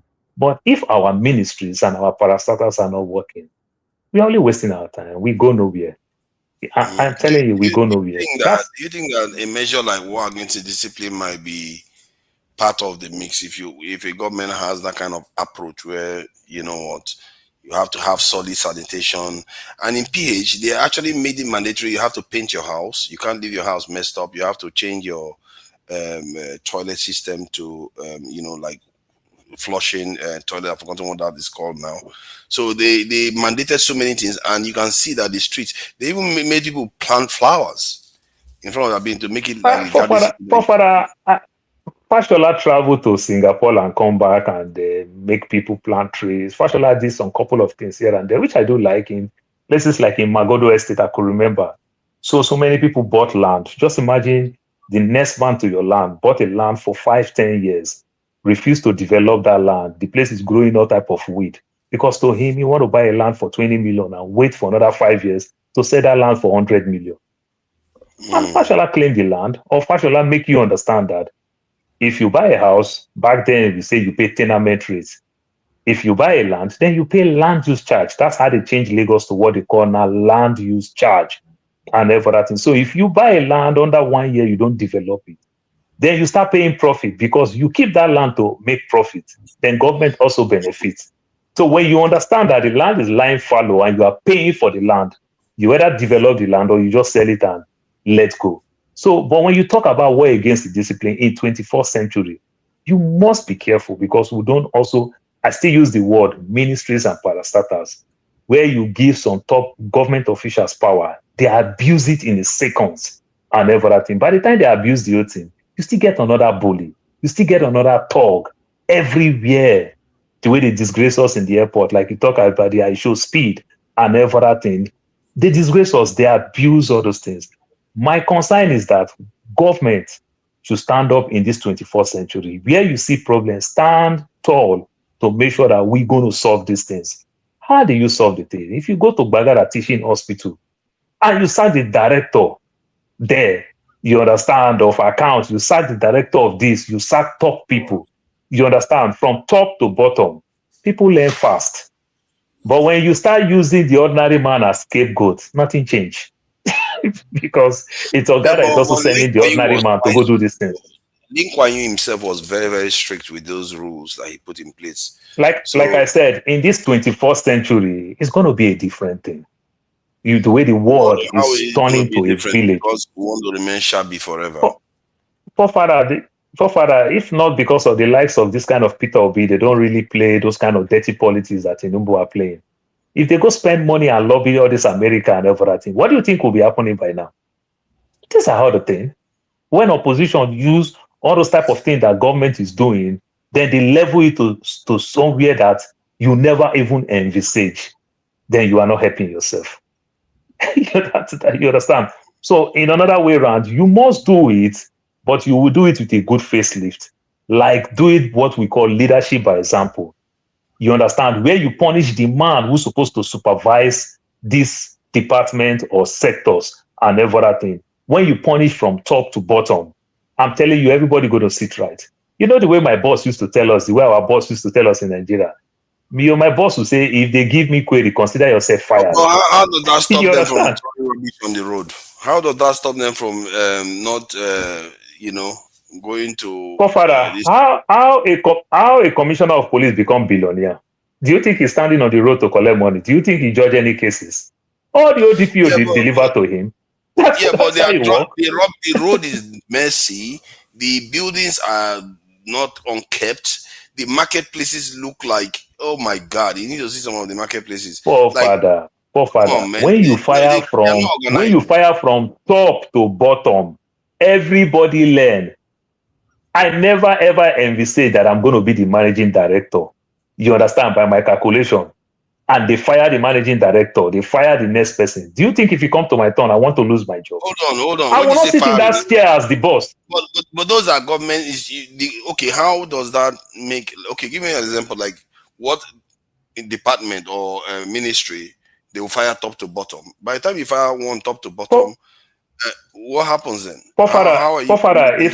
If I catch a policeman in my 12 taking bribe, I fire the DPO. Tomorrow I catch another policeman again in Ikeja, fire the DPO and everything. The DPO will not send them to go bring money. It's as simple as that. I am telling you, because everybody like that position of power. You understand? First of all, remember the DPO send them, and the way the DPO even works, you even pay before you go out.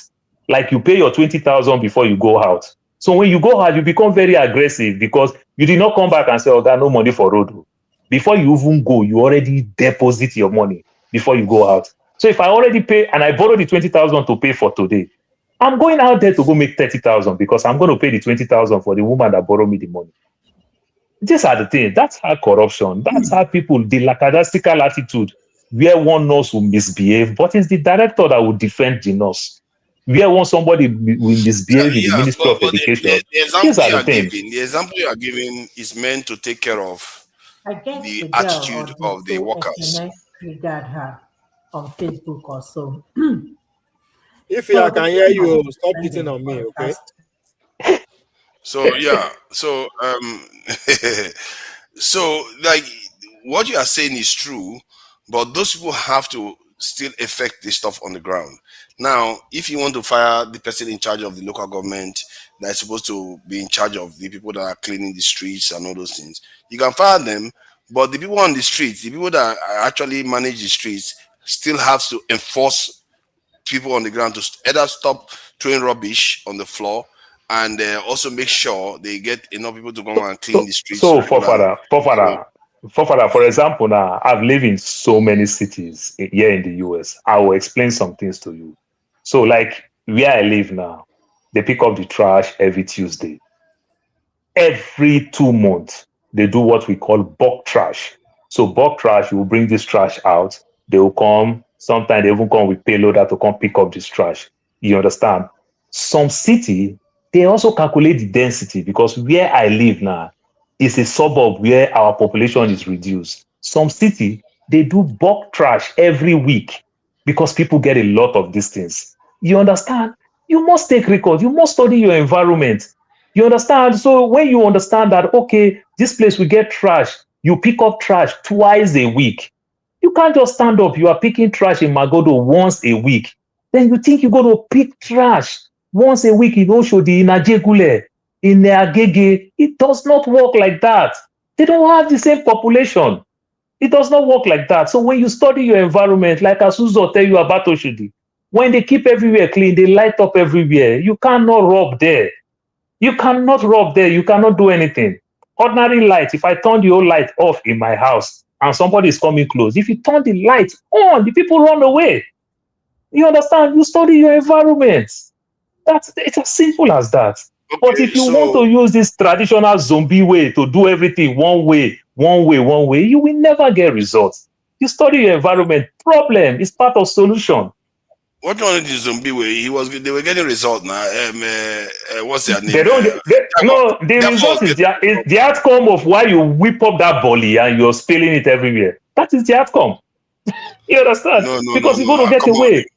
So that forefather, that place that they do that thing now, government will also stand up and look how many eateries, how many gas stations, how many restaurants that do we have there that people use as free public place. And if the businesses around that place don't have you to go use those things for free, is government putting one there for people to go use for free? Is government putting one there to make it very, very cheap? Maybe some restaurant will make you pay. Do you know back in the days when ShopRite started, to go use ShopRite, their bathroom, they will first of all ask you, where is the receipt to show that you actually come there to come buy something? That's a place where over 10, 20,000 people is going in a day. You understand? And every other thing. And it didn't fit that you can just understand that I can follow my brother there. So I'm not buying anything. Maybe I'm the driver to take my bus. Please, let me just land with this.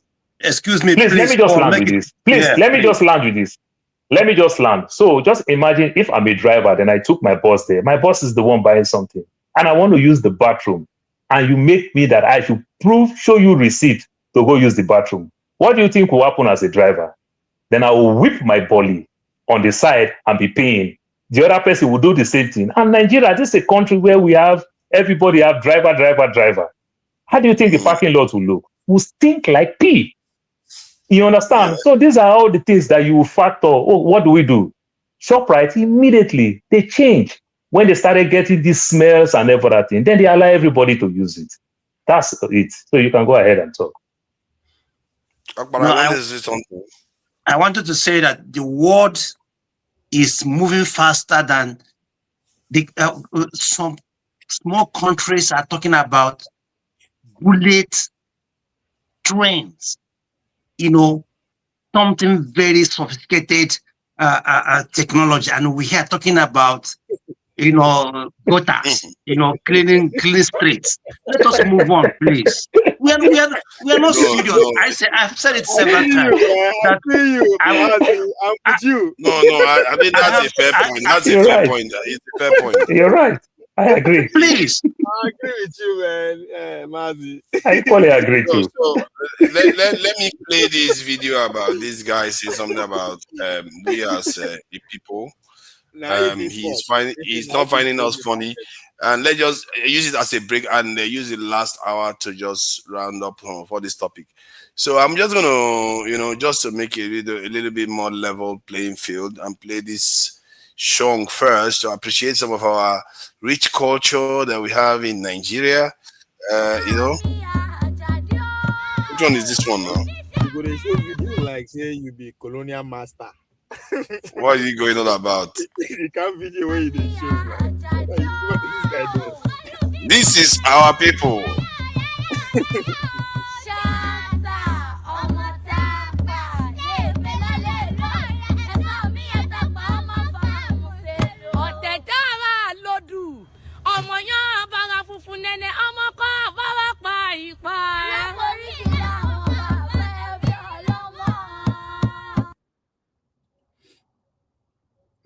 I'm going to share this video of this man. Just use it as a way of, you know, maybe just relaxing for a bit while I share it, because he has quite a presentation to make about Nigeria. It's very, very, you know, it's very mean. I think it's a little bit too mean, but I think it's his own opinion, I guess.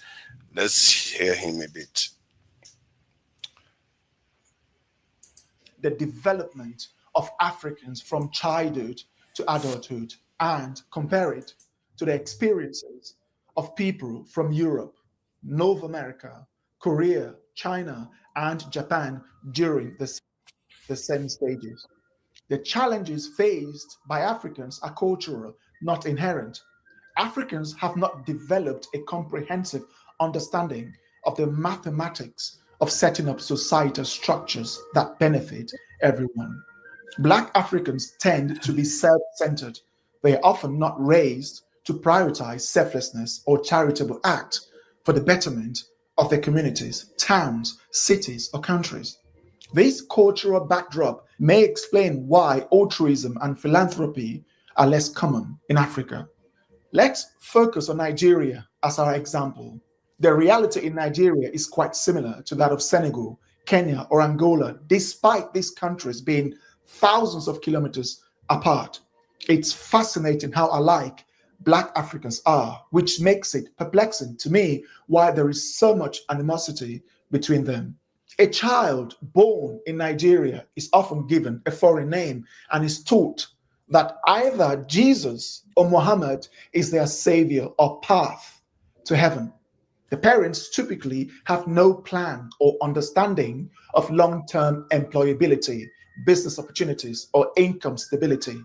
They are often indifferent to the political climate, the state of the economy, or whether their environment is suitable for raising children.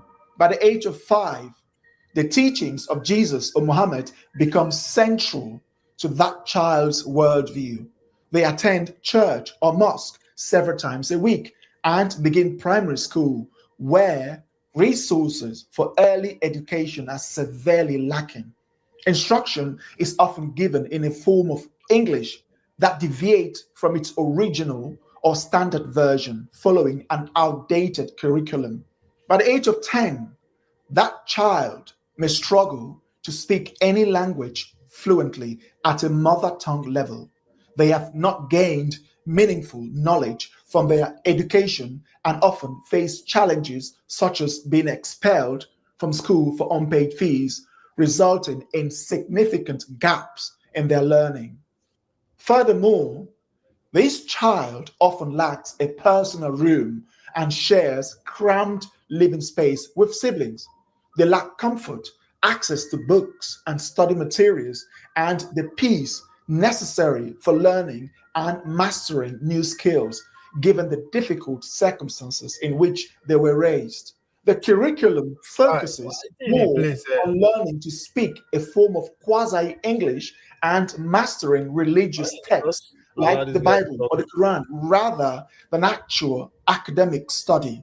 The boy frequently gets expelled from school due to non-payment of fees, yet his parents continue to have more children than they can adequately care for.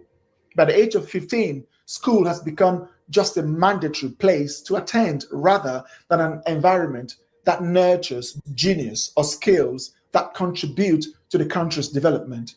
The mother is already on her 5th child, exhausted and unable to attend to her older children who are all over 10 years old. Meanwhile, the father struggles to make ends meet, leaving him little time or energy to check on his child's academic performance. By this age, the child's heroes and role models tend to be Nigerian social media influencers, often shallow, half-naked, loud, and aspiring celebrities in the Afrobeat scene or some other viral star. The child's ambition is to move to the United States or Europe for further studies, as the local universities and institutions of higher learning are poorly equipped, run down, and just as outdated as the primary and secondary schools they attended.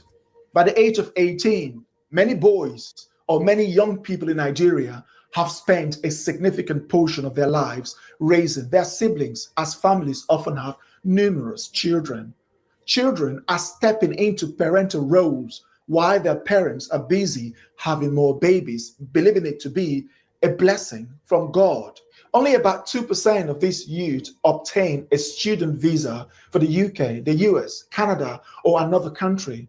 Those who succeed graduate from Western universities and often do not return to Nigeria or Africa. Meanwhile, around 90% of graduates from Nigeria's outdated, poorly equipped universities earn degrees in mass communication or computer science and the other subject. But with that, they've never had a chance to see an actual computer. How could you have a degree in computer science but you've never seen an actual computer? Many students miss classes about 60% of the time because universities are so overcrowded that 30% of students lack classroom seats. Professors frequently arrive late and spend their time imposing strict religious guidelines rather than providing quality education. As a result, no one who grows up in Nigeria can achieve the same level of education as those in Western countries or East Asia. Don't get me wrong. Man, I think we've had enough now. I think the stuff is self-explanatory. How garbage and nonsense. Oh, look at them! You see all these enemies of progress. Why is he garbage? Eh? He's I like telling you that the truth question. of the No. I situation. like that No, question. no. To some extent, it's a No, so what? generalization. You generalize for everything. Both garbage and reality mix them together. Oh Exactly. God, So hold on I'm now, sure because so. let's okay. I mean, let's. Are we just talking at Mugu? How you want Mugu? No, go ahead. Okay, we can time it then. Let me time it. Everybody, you will have 2 minutes to respond. So why is it garbage? Now, let's first of all analyze the language, the words that he's using.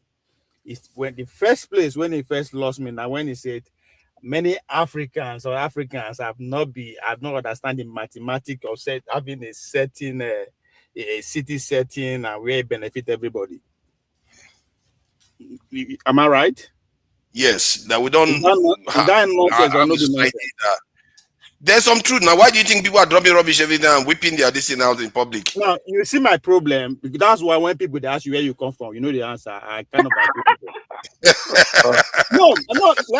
Let's be serious. What is your problem? I'm telling you that they are doing all these things. Hold on first. Hold on, because it matters. Now, where they come from, now you go speak of. Now, the guy said we should look at other European countries and all that. Now, only us, we won't compare ourselves. We know they look back to how our children they behaved 100 years ago, 50 years ago, or even 10 years ago. We don't do that. We say, oh, how did they behave for Europe? How did they behave for all that? Person they tell you say una no understand how cities, how to set up a city to benefit everybody. Wait till carry their two left can't disorganize us if we don't get cities. That's why I say where you come from is a question, and I now agree why people they talk. I come from Benin Kingdom. So that's why I tell you the guy they talk nonsense. Do you understand? What you don't understand? No. I think you are mistaking what he's saying. He didn't say that we never had it. I am analyzing his language. I don't think he said we never had it. He's saying that we don't have it now. And we should compare ourselves. We should look at Europe, how Europe they do, and why doesn't make you look at our past. People that came before us, they are not stupid. That's what I'm trying to tell you. He never said anything about the people that came before us. Thank God say I don't misunderstand them. You are not saying waiting at the talk is no. You are trying to justify waiting talk. I hear waiting in talk. No, I think you are deliberately misunderstanding or mischaracterizing his argument. To Nigeria, waiting be. Can somebody else actually repeat what the guy said? Maybe I know you're the English. Maybe I can find it and play it again so I can hear it again. Africans don't understand the mathematics of setting up a state, a city to benefit everybody. Forefathers, but you said that there is some truth. You use the word some. Right. That means some of the things when you talk na lie. Not be everything. Yes, no. No, yes, of course. Some of the context I don't agree with his context. He just generalized, not lie. He generalized. You understand? So I mean, see, to Nigeria, somebody is telling you your story. Now I be Nigerian, is telling my story. Now it's like, does that make sense? How you going to another person going to tell me my story? And you say make I no correct, make I no see what it is. I mean, it's not telling somebody else's story. Now my story they talk, my life experience. So you say there's truth in what he's saying. What's true in the talk? Tell me what part is true. So hold on. That's what I say. Everything he said is true.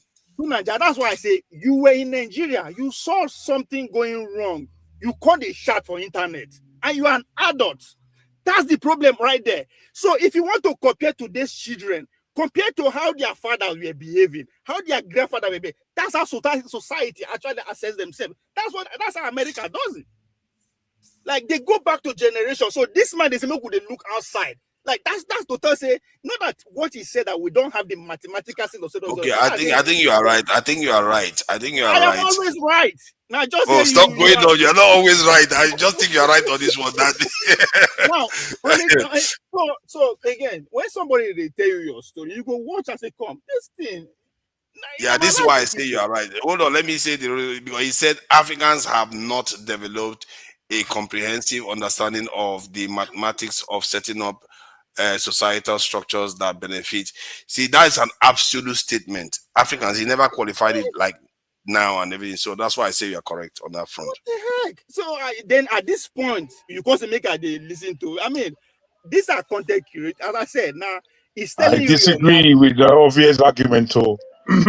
so it's telling you your reality in front of the whole world. They say, yeah. Like, what's Oh, look at that. Your time is up anyway. Let's go to Uzo. Let's go to Uzo so we can do it. But Ovie, the guy may be talking about 21st century, the way government works. You understand? We know when it comes to history and everything, things are changed. Things are different. Global standards. Global standards. Because hold on. Let's not keep it on a nice. You have spoken more than your turn, man. You've taken more than your turn. Sorry, let me clarify what minutes now. He misunderstood me. Let me clarify it. When that guy 15 seconds. He now went ahead to say, look at how other people they do it. That's where I got more angry. You understand? Okay. Why should I look at them to actually say that's the right way to do this is why I say some of the things he says I agree with. That's I disagree with, because the way he doesn't contextualize it properly. He just makes blanket statements, and I think that's what everybody seems to be saying. Uzo. So when they tell me my story, I know him. Uzo, they say on and on know how to form society. You know understand the mathematics of forming society. Is it true? As I said, the guy missed jargon and everything. I don't mean jargon. I mean missed jargon. He missed everything together. It's just like when somebody wants to. It's just like this thing happening between Isaac Payoshe and Kubana chief priest. It's not generalized every Igbo person in the same umbrella, and that's what I always say. Yeah, if you're dealing with something, deal with thing you're dealing with as it is. Don't put everybody on the same umbrella and generalize everybody and call everyone stupid. So I don't think I will be talking about what you guys just said. Let me just yield for Ify to say something. I don't see anything I will say there because we all live in Western world. You know, they still have their bad side and the good side. Nigeria the same thing. Nigeria have good side and bad side. So let's not think that Nigeria are bush or Nigeria no. It's not that way. So I have nothing to say about that though.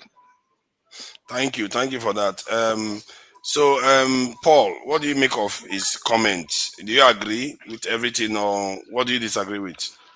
Yeah, I mean, I agree with everything, but sometimes at the same time, like, let me pick some positive part that there's something Asari Dokubo said that makes me, if I use it for what he said, I want to agree with him. Remember when they kidnapped those girls in North and everything, when they come outside, these children are writing WAEC. You understand? But every one of them that they pick, these are children who is writing WAEC. None of them can speak pidgin English, broken as we call it. None of them can speak English.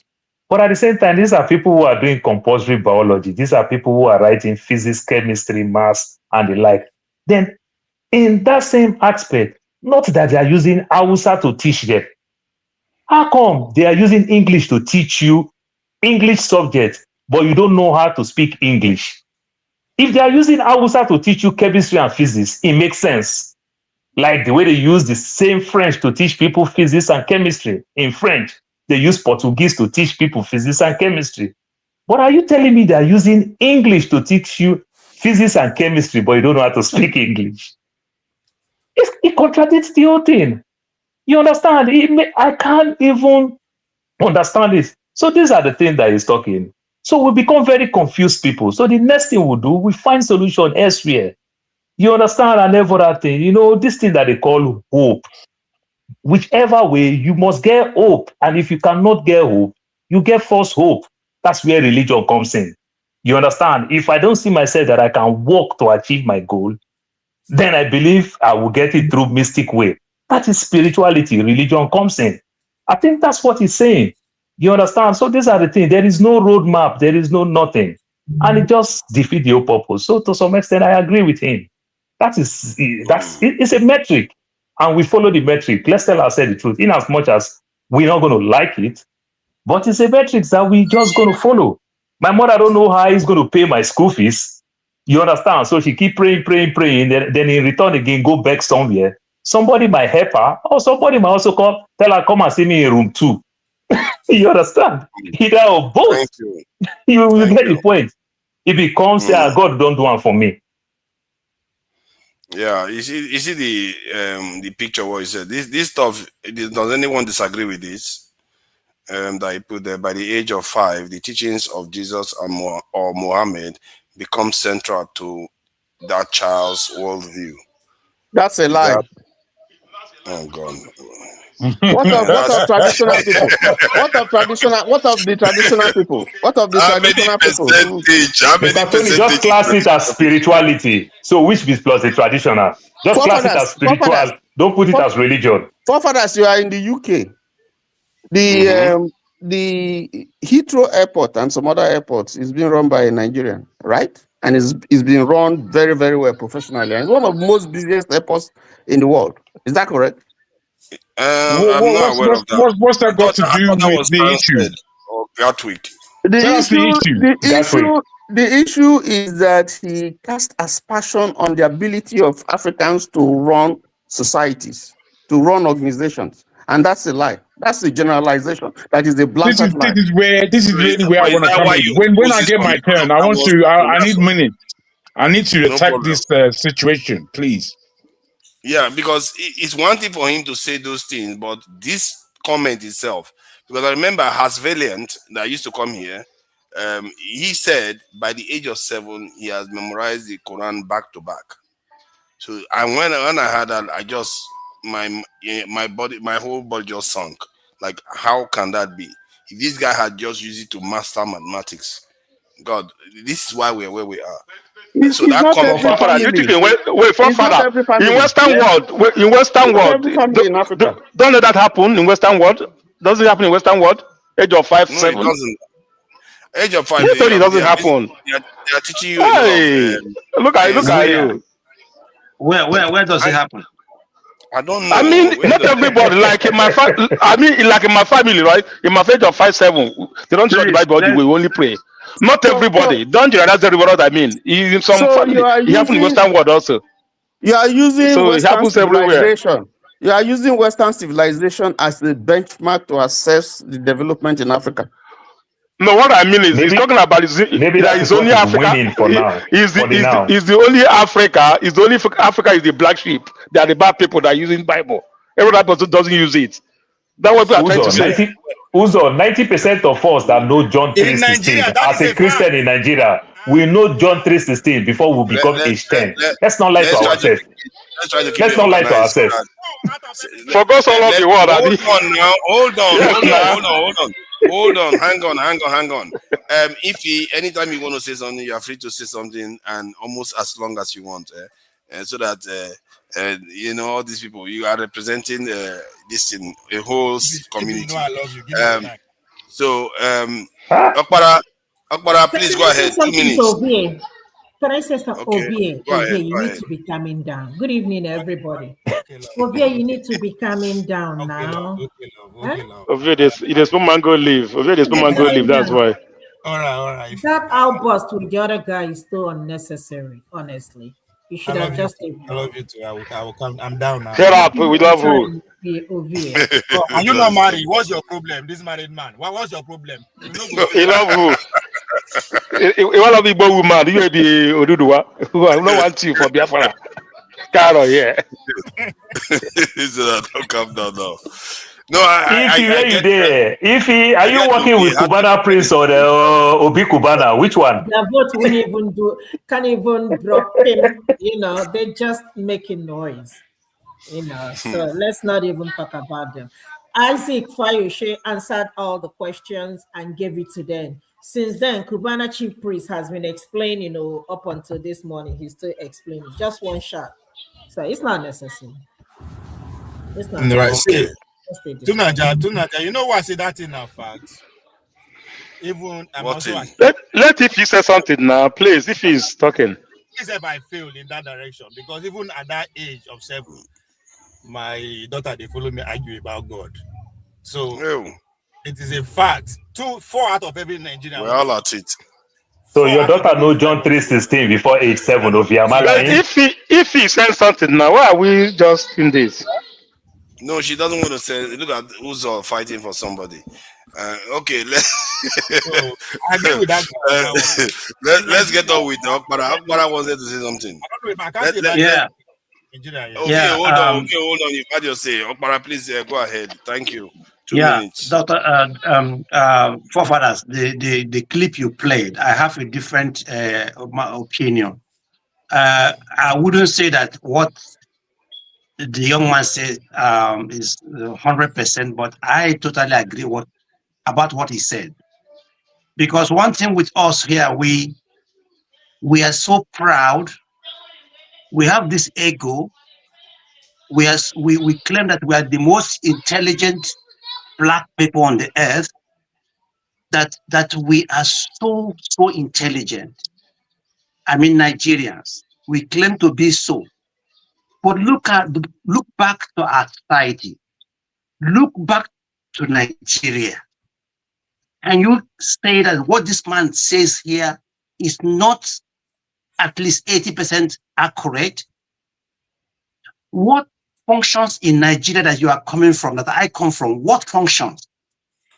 After 66 years of independence, none of us here, none of us that can boast that his village has 24/7 electricity, has a running water, has public, amenities. None of us here. And what this young man says, we are here trying to prove, be too arrogant about it. I am not in this kind of school of thoughts that people will claim that they are so intelligent, but there is no running water in their villages. There is no road. There is no hospital. There is no clinic. There is nothing functions even in the cities. So what this man says here, where did you find it? How did you find it difficult to understand? Ophir was talking about his Benin city. Okay, Benin Empire. After they came and left, Benin city is one of the most backwards city in Nigeria as we speak. There is no improvement. They said Oyo Empire. When the British came and left, Oyo Ibadan is still the way Ibadan was when the British invaded Ibadan. So where is our intelligence? Where is that kind of our pride? Let us come down from our high horses and say, we have a problem. We have a problem, and how are we going to solve it? For example, this man says about religion. Religion is the problem in Africa, mostly in Nigeria. In fact, the most problem we have today is religious problem.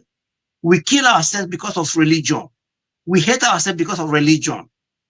And again, you talk about your language, because well, we have problem of we don't speak good English, we don't speak good Orobo. I can't even read Igbo.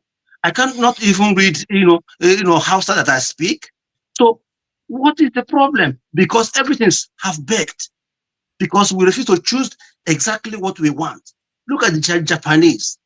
They speak their language. That's why today they can solve their problems. The Chinese, the same thing. The Indonesia, the same thing. The India, the same thing. India was colonized by England, right? But they later chose their language they can understand very well. That is why they're making headways. All the European countries, they speak their language.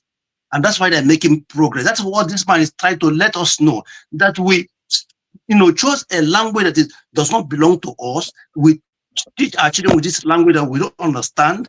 And that's where we have problems. If we cannot speak our language very well, my mother tongue, I speak it, but I can't write it. Yoruba, as Yoruba, you don't speak it, or you speak it, you don't write it. So where is our pride? That's what this man is talking about. I love it. I want to hear that out. Forefathers, please send the clip. I want to hear it fullest, because this is what I've been saying here. We claim to be so educated, so educated, but we cannot fix ordinary things in our country. No electricity, no water system, nothing works.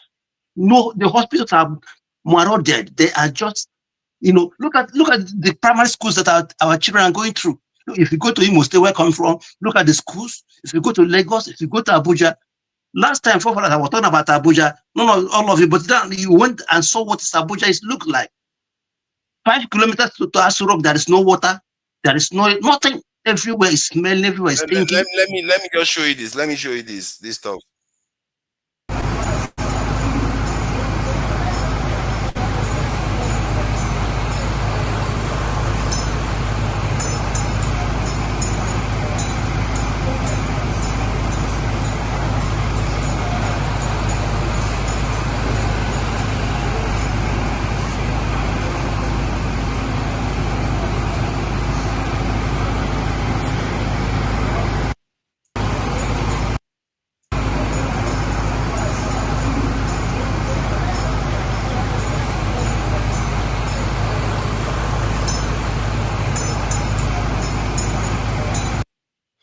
Okay, so the reason why I played you this video, do you know this is in Abuja, in Wuse, where the Banex area, and you will not believe it that I was talking in this video.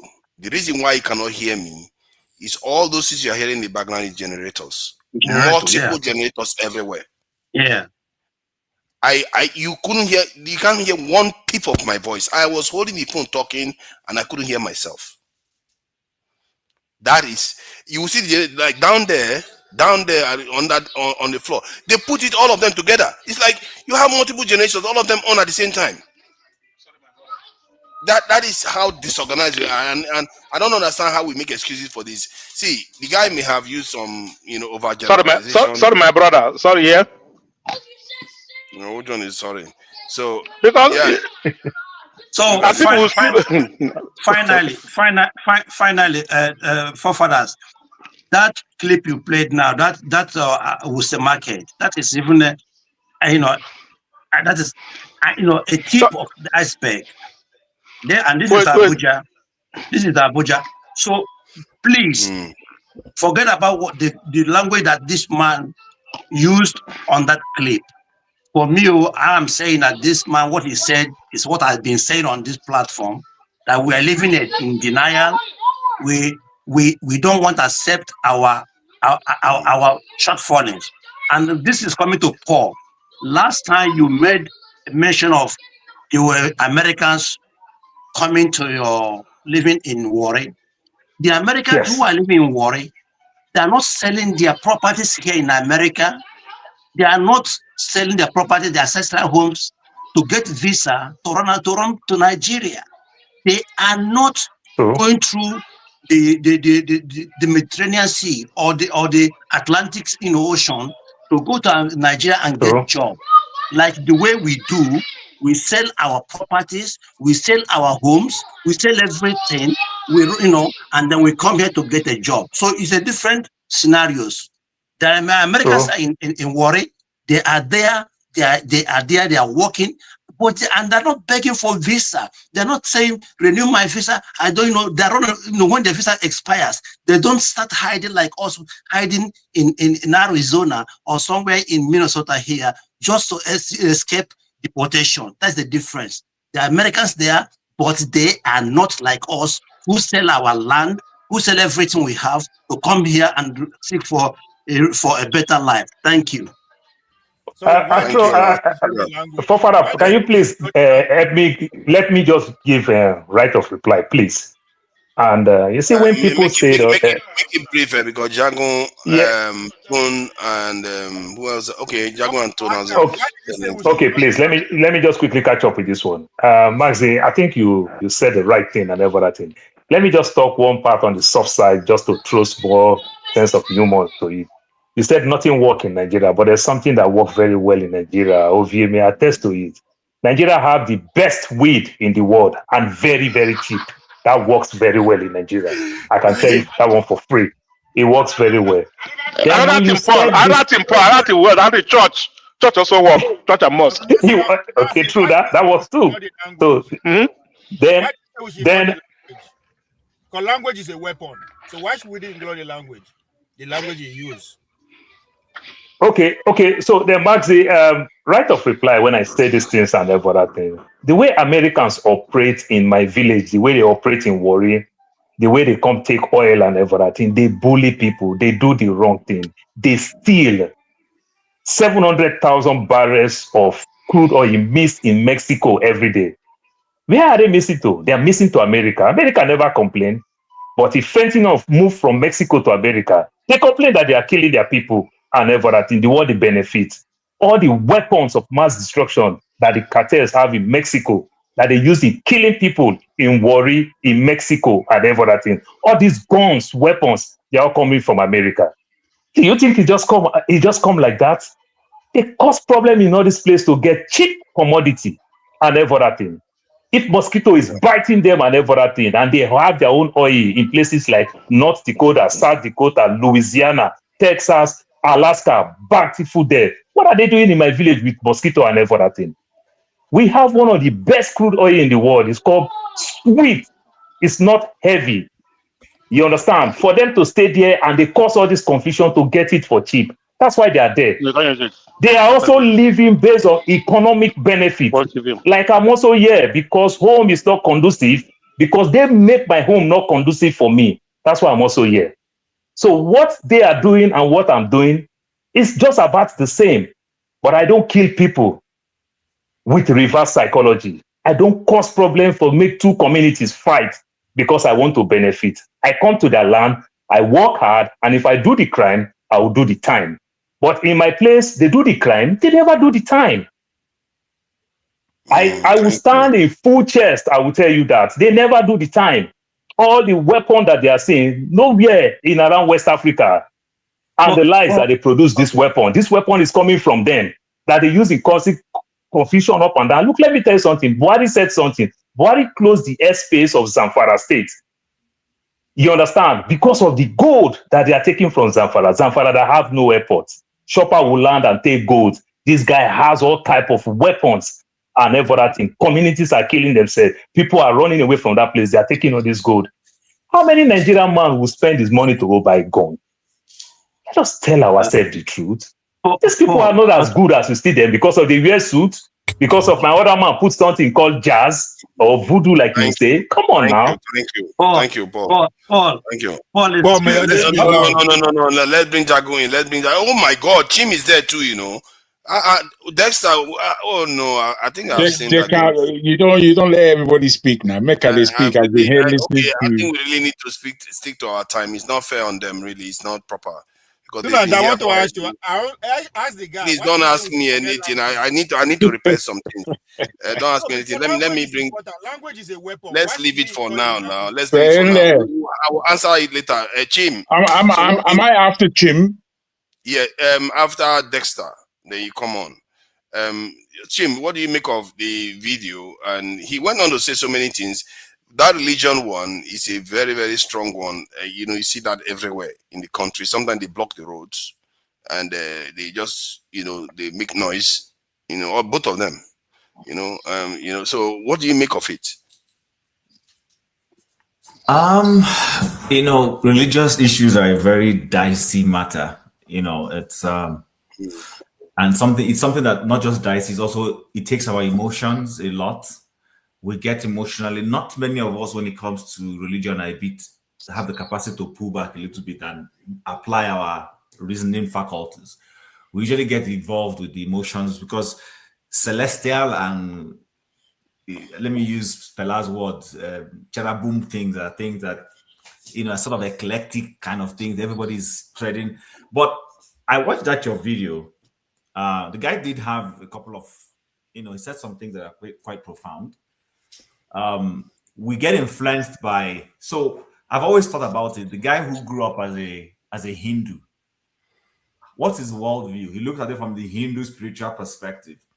The person who is deep into our African religious beliefs, same thing. And then of course, Christianity and Islam. All these things impact us. However, there's one thing that I've learned.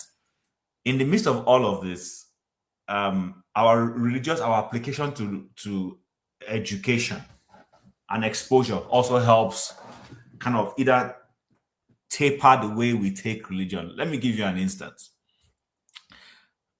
I'm a Christian, but I grew up in the midst of Ijebu people. Ijebu, celestial and cherubim and seraphim people, put it that way, white garment. And I accepted them. They will go to church and bring coconut and I will eat. I will eat it with an open mind. I'm not kidding. The only time I started being careful was when, you know, these people, Yoruba people, they do have this thing where they fry akara and they come and share. We had neighbors who used to fry akara and come on. I used to eat those things and eat it so well until people started telling me, oh, they might have been using it to do some things. Careful. No, I'm being honest. See, if you know me, I'm not going to come here and come and paint wrong pictures. No, it's reading the Bible, Saraka. It's reading the Bible. Yeah, Saraka, that's the word. Thank you, Uzo. It's in the Bible. So, but when it was only when, see my innocence, my neighbors share this and we eat. We had Muslim neighbors from Kwara. They would do Muslim festival. They would kill me. They would bring for us. We will eat. But the point I want to bring up, forefathers, is this. I think sometimes in life, we get overly too religious, and then it starts making us look at people from certain prisms. That is the problem with Nigeria. Is religion bad? No. I think for everybody who embraces religion, you need to allow your education to show. Read widely, have an open mind, and at the same time, I think traveling also helps. A lot of people who are not well traveled are very close-minded in the way they see things. Now, will I eat akara anymore? Maybe not, because I can fry akara in my house. I don't need anybody to give me saraka anymore. But the point I want to underscore is I think at the core of our problem as a people, who is that? Uzo, I beg, help us. So at the core of our religious beliefs and how it affects the way we live our lives is we don't question things. I think the average Nigerian is not taught to question things. We come from, it doesn't matter whether it is the Igbo, Yoruba, or we're beholden to our culture. I was having a conversation recently with someone and the person threw a proverb and I said, that proverb is wrong. She said, why? And I said, for a long time, we didn't question some of the proverbs because in the Igbo culture, once a proverb is there. But if you look at the Western culture, you discover that even when they come up with a proverb, they question it eventually. They reform. We're not the people given to reforming our things consistently. We stay with what our great-grandfathers have taught us and we just hold it. Sometimes you don't ask yourself, in what context was this elderly person giving us this proverb? What exactly was happening the day he gave that proverb? We just hold it. We hold it and we run with it. But I want to challenge any of us. Go back today and think of any proverb in your community. Look at those proverbs critically and see if everything about it is correct. You find out that if you can think, you might pick a hole in that thing. Do you understand? So I think our problem is we're not questioning things. And this guy's video is literally saying you should question things. That's what I take away from it. Question things. Sit back and look at, is this thing correct?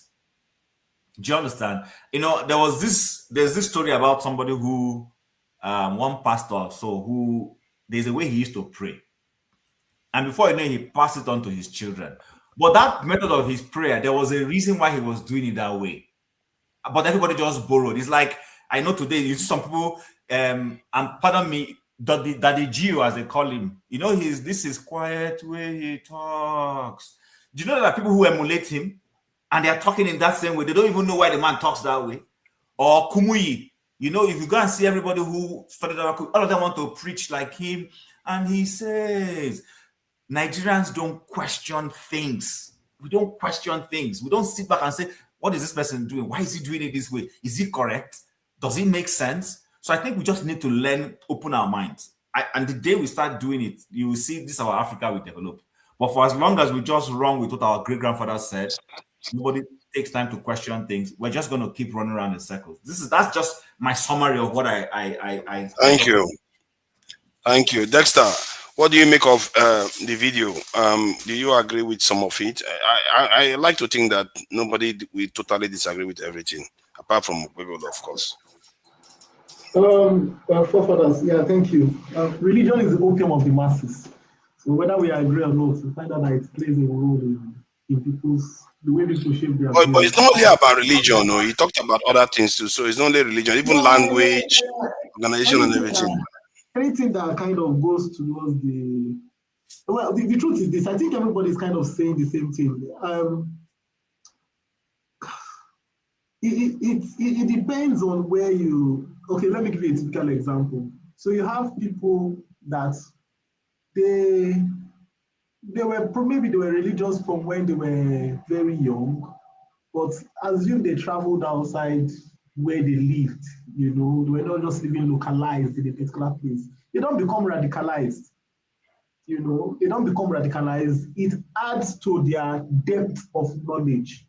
Okay, but when you have another set of people who you are just taught something and you don't ever move anywhere, you are just localized in a particular place for 20 years. Your scope is very limited. You understand? Your scope is very limited. And by the time the child gets to 18, his worldviews have almost completely formed. You know, so that's why you have radicalization. You have people that still today in Nigeria believe that if you say something against a man that died hundreds of thousands of years ago, you have to burn the person. You know, you have people that have those beliefs because their scope of the worldview is so limited to what they have been told. You know, so these are very, you can't, I don't think you can say in one breath, like what he's saying is true, but you can't just wipe it with one brush, like, oh, everything he's saying is true. You know, because in the same breath, you have people that have been motivated, who have traveled out, and what they have learned have helped shape their worldviews, and they've become very good leaders, you know. So it depends on how we look at it and how diverse the individual is. You know, in this age of globalization, maybe that's one of the things that the internet has done, you know, can give people an opportunity to sit down in their room and have a global view. But that is an issue of choice. You know, if people's minds are open towards it. Example, I think recently there was a Nigerian pastor that put a tattoo on his hand, and he had some people coming for him, you know, coming after him and saying, oh, what's not, irrespective, you know. But in one breath, why are they doing that? It's because of their global view of things. So why did the man do that? He went to a community, I think a country somewhere, and he was the odd one out. He went to preach there, and he was the only normal person. Everybody was not normal. Everybody was not normal. So he had to blend in now. You understand? It's like if you, I mean, even take a cue from the animals. You know, take a cue from the animals. The wild dogs will normally rub themselves in the cow dung. They know the cow in the elephant's dung. They will rub themselves in the elephant's dung, so that when they are going hunting, their scent, the prey will not be getting the scent of the wild dogs. You get the scent of the elephant, and the prey will be okay. Oh, these guys are not going to eat me. You know, so when he went to a place that was different, he said, everybody's not normal, only you have the proper haircut, looking cream, and every other person is different. You know, but that's his Thank you. You know, so you know that's something. But one thing that has been on my mind also, forefathers, I think is something we need to talk about. You know, I think we are not really talking so much about it, but we are a little bit majoring on the minor. See, did you know that the country of Lithuania has a population of roughly 2 million, over 2 million. That's a country of Lithuania. Okay? You have other countries like Estonia that have populations under 2 million. In Nigeria alone, you have over 7 million people in IDP camp in their own country. Horrible. I was listening to the Arise News. The guy in humanitarian was saying, 3.5 million. 3.5 million people living in IDP in their own country. And guess what? The communities they have been, who does that? Somebody comes and sacks. This government is very responsible. How can you say headers will sack people from a community? They will run away from their community. Then you will now say you want to resettle them. You want to resettle them where? Where are you going to resettle them? and that is their own country. Think about it. Another country is 3 million, is 2 million, taking care of themselves. In Nigeria as a country, you are saying more than 3 million people are in their own country. And we need to start interrogating this thing, because the truth about it, that in the Committee of Nations, whether you like it or not, if you go to any country, Thank you. We have to go to the next person. Okay, thank you. We have to go, otherwise we're going to run out of time, unfortunately. Jagun, I think it's your turn to speak. It's me. Thank you for your You patience. already announced it. I really appreciate your Welcome patience. me with my fanfare, and understand, guys. Yeah. Guys, good evening, good night, or whatever time it is with you. I'm extremely, today I was just going to listen. I had quite a nice day today, different from my normal days today. And I've come in rather late. Who is Valentine Day? Who is the girl? Who is the lady? Who is No. It's a family occasion. We went. It was nice. He don't hit the nail at the hammer and the nail. By the time they My brother, make you sit down there. What it was is it was a family occasion, and we all went out and we touched many places around town. The sun was out, even though it was quite fresh, quite cold. It's been raining for the last 2 weeks, constantly in the UK, London particularly. So yeah, we hit Greenwich Park. We saw the whole of London from there. We hit a restaurant. We did nice things, and it was nice for me. Coming in and listening to the conversation. I suspected now you. Now, so no, my family is not white too. Everyone is doo-doo with me here. And he say, I'm trying to say that in coming in, I was just going to rest and listen to what people had to say. Up until you play the video, and everything he was saying to me was pretty normal. It was my view entirely. It was exactly what Forefathers has been saying as to his vision and view on Nigeria and its surroundings. You used the word shabby. I'm not sure if you guys seem to understand what that word might mean. Shabby, it means unfinished business. It means things that are unkept, things that aren't going correctly. You're looking straight and somehow you don't really know what you're looking at. You have to figure it out. That's Nigeria. That's the complexity of the Nigeria that I know. I don't know how Ovie can be so offended by what he's saying. Forget his language. What was he saying? What was he communicating? You see, let me say something. Language and your first language, your mother tongue, that is the language that you think in. You think in that language. What he said that was profound in my terms, Chim, because Chim did recognize the profundity as to what was being said. But what he said that was actually profound was about the language and the fact that Nigerians actually don't have a grasp on any language, not even their own. And that is fast becoming the truth. There was a time, again, I have to speak about myself and my understandings. My father, his English was clipped. Fantastic English. I'm not even sure if I'm up to his level of English grammar and English words and how to use them and the vocabulary to boot. Wide vocabulary. My old man. Then I look the fact that things are just getting worse in terms of language where Nigeria is concerned. I hear people using S as X in this platform. They will say X. They'll pronounce the X. I hear people that the TH, which is a th sound, I hear them putting that where there's only T. And I'm thinking, why are they speaking it so badly? Why? Then I look at people's writing. If you see people's diction, grammar in their writing, you just have to look in the text, in the comment section. You'll see all kinds of horrible English. And I prefer that they write in pidgin. Maybe they write pidgin. If they're trying to write English, let them do it correctly. My goodness. The closest person to my thoughts today, not funny enough, was Mazi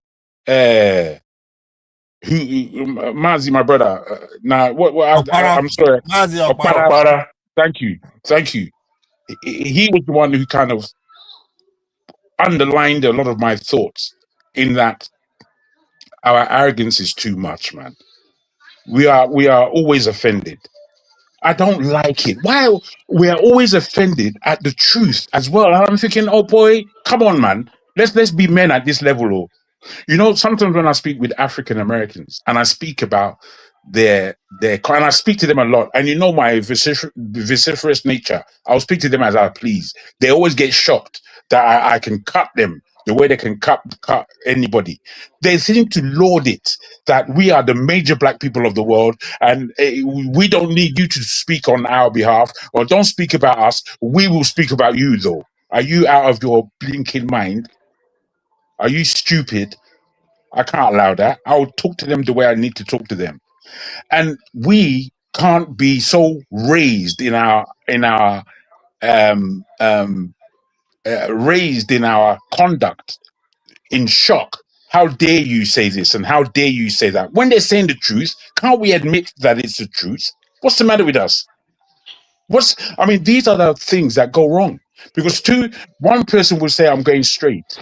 And the all the people around who are supposed to be managing this straight vibe, now they're all turning corner, making things very, very difficult, which is the way Nigeria is, and which is the way we are. Just throughout our speech, we can hear it.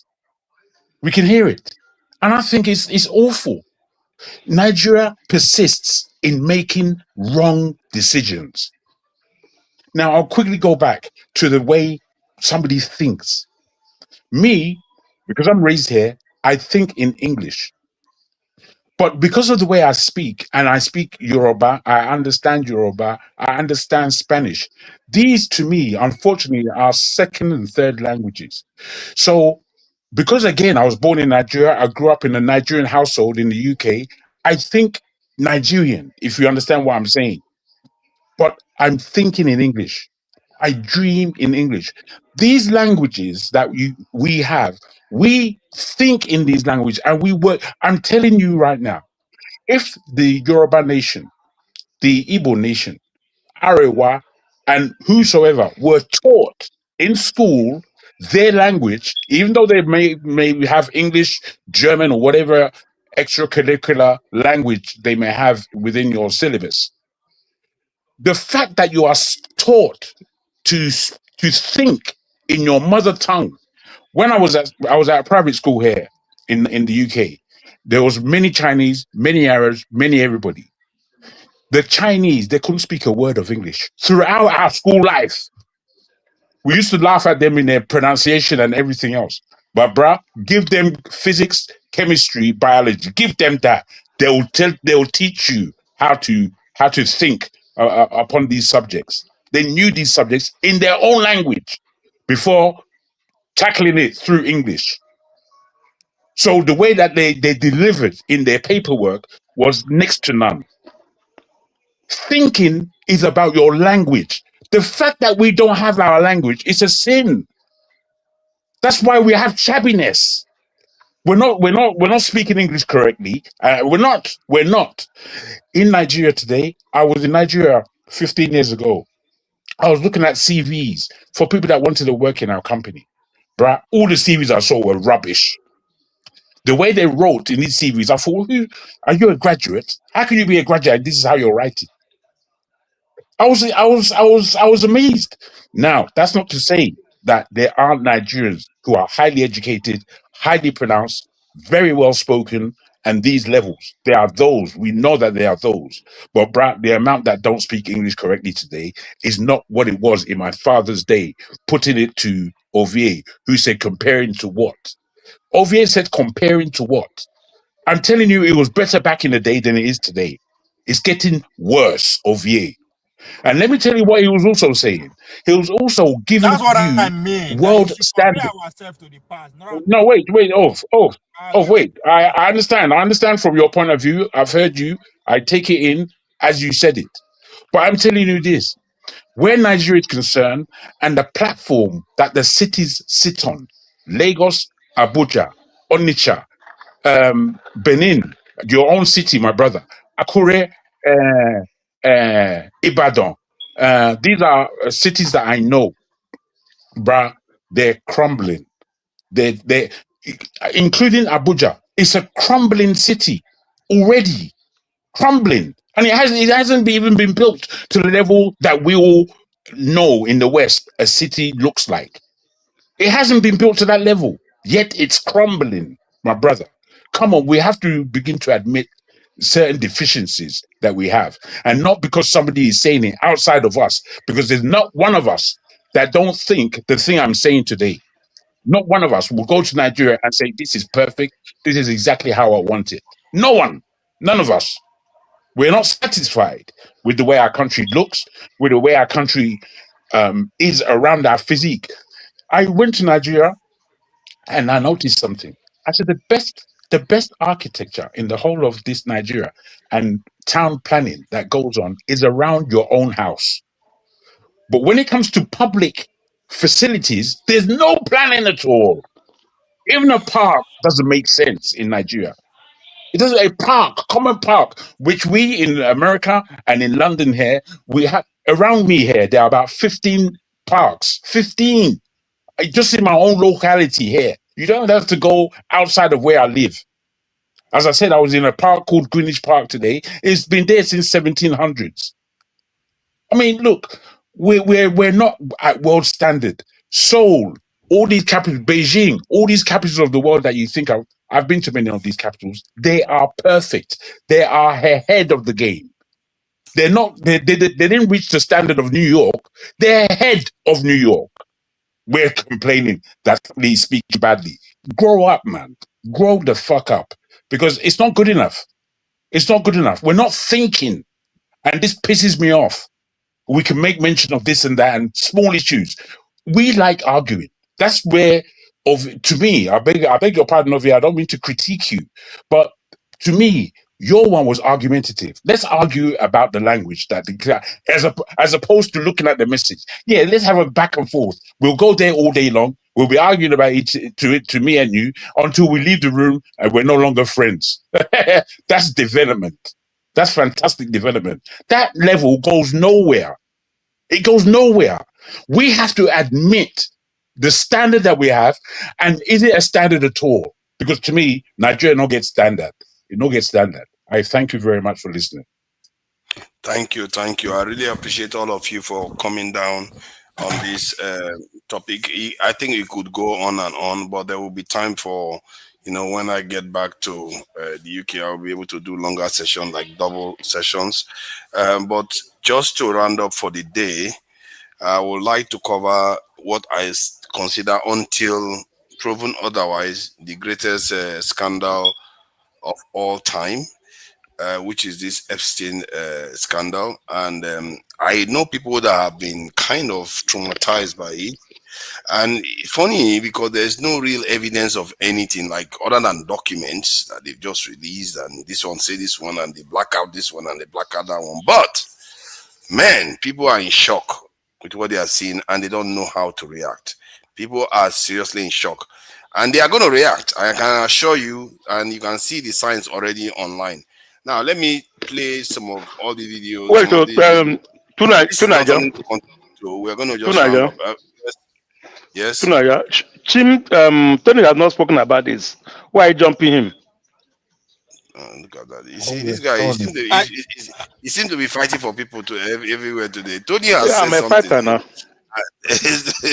No, I didn't speak. I just you sure? Okay. Yeah, I did it. Okay. Oh, it's okay. It's okay. Just go ahead. No. There's no time now. Just go ahead. Yeah. There's no time. Mori, you shouldn't have this thing coming, because we are already. It's 3 hours already. That's this thing. This is threshold. Tons to round up. Is that what you're trying to do? Or? No, there's no tons. We have already rounded up. I'm sorry. But I think we can't just be here and we just throw miseducation out there and we swallow it. Language is a weapon. For God's sake, how can you say I should not reason in my first tongue? Now other person language No, not reason. No. please leave it Hold for on now. now. We don't have the time for We that. are educating people. I'm not calling We anybody don't out. now. We don't. No. We don't have the time for that. I agree with your need to respond, but Language sorry, is we your don't have the time weapon. It's for the it. first weapon you draw So in case of war. I need to deal with this matter. See, let me just present some things and so that we can go. Okay, it's not. I understand your need to respond. Let me take this one out and get this one back on. And they'll be proud I say something. So see, excuse this lady for cursing, but this lady is they to show you the depth of anger that is going on right now that they've not fully responded to. This lady is basically, from what I gather, she seems to be very, very angry with some of the stuff that is coming out in the Epstein file. So let's just play. I just went towards the end. You get a summary of what she's saying towards the end, I think. And she swears a lot. So pardon me. If you have children around, you may want to take the children out because she is so frustrated that she's swearing all over the place. So I would like us to go back. I would like us to remember kind of where this all started. The emergence of the religious monotheism of the Abrahamic religions that were so rooted in conquest and needing to go out and take that we have essentially gotten to the problems that we have now. Yeah, I'm blaming Christianity, specifically here in the United States. I'm blaming the Abrahamic religions, period. I'm blaming them for patriarchy, white supremacy, capitalism, and this. And I have said multiple times, and in a sense, I will still stand in solidarity with people who call themselves Christians when the time comes. But the part of me that is so fucking done with pretending like there is any goodness in the Abrahamic religions is getting louder and louder. And that inner rage that I have as a woman, I don't know if she's going to be able to shut up at some point. Are you putting this on and we're going to talk about it, or you're just going to leave us hanging? What the fuck do you mean? You are centering a man named Jesus. Are you kidding me? Patriarchy centers men. Patriarchy protects men for men and thinks that men are more closely associated with good qualities, good values. Those values you think that Jesus has, kindness. Oh, well, Jesus protects children. Get the fuck out. Women protect children. Men protect men.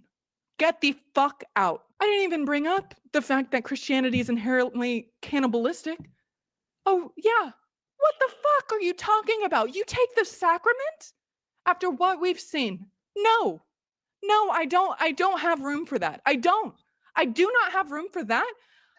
If you think, I beg, tonight I come out this in I beg. oh yeah, purity culture, by the way, Let's go ahead for which is something white else. supremacy, period. Okay, purity culture sets up a culture of pedophilia. I cannot say that loud enough.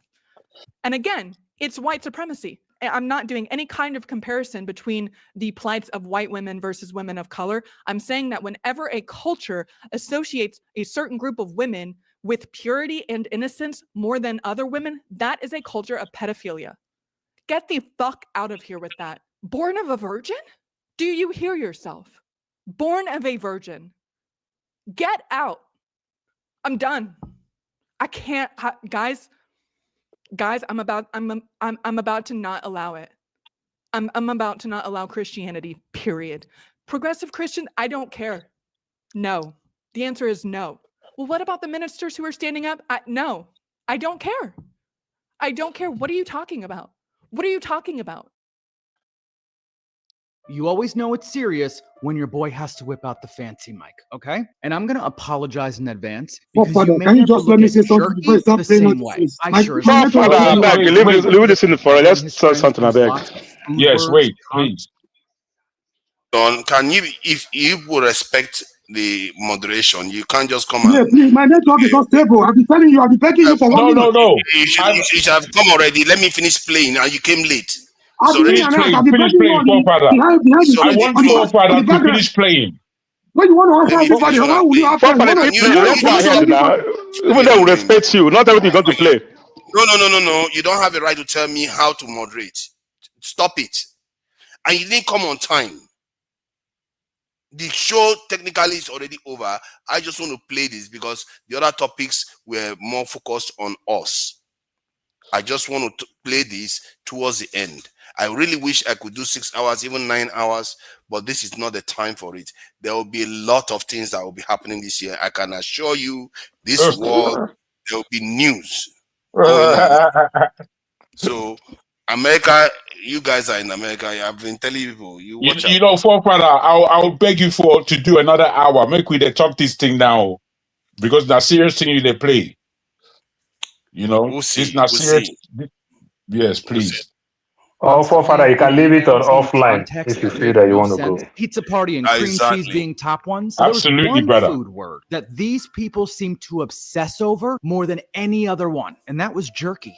Now, this could just be because maybe he was a jerky enthusiast and just couldn't get enough of it. I don't know, rich people are weird sometimes. Well, let's read some of these examples together. How about we do that? All right, so this is from Francis Derby to who knows. Good day to you both. Just checking in to see if the jerky situation has been sorted out. Last we spoke, you plan to have rich beef FedExed to Paris. Just so we're all on the same page, the jerky is shelf stable and can travel without refrigeration. And then we have Karina Shuliak asking Francis, JE is asking to bring him more beef jerky on Friday. Are you also flying on Friday? If not, I would like to collect it from you and take with me on the plane. Now, we don't know who this is from, but it's to the devil. Jerky will be with me when I get to ISJ. I can come tomorrow and take care of white tuna if you'd like.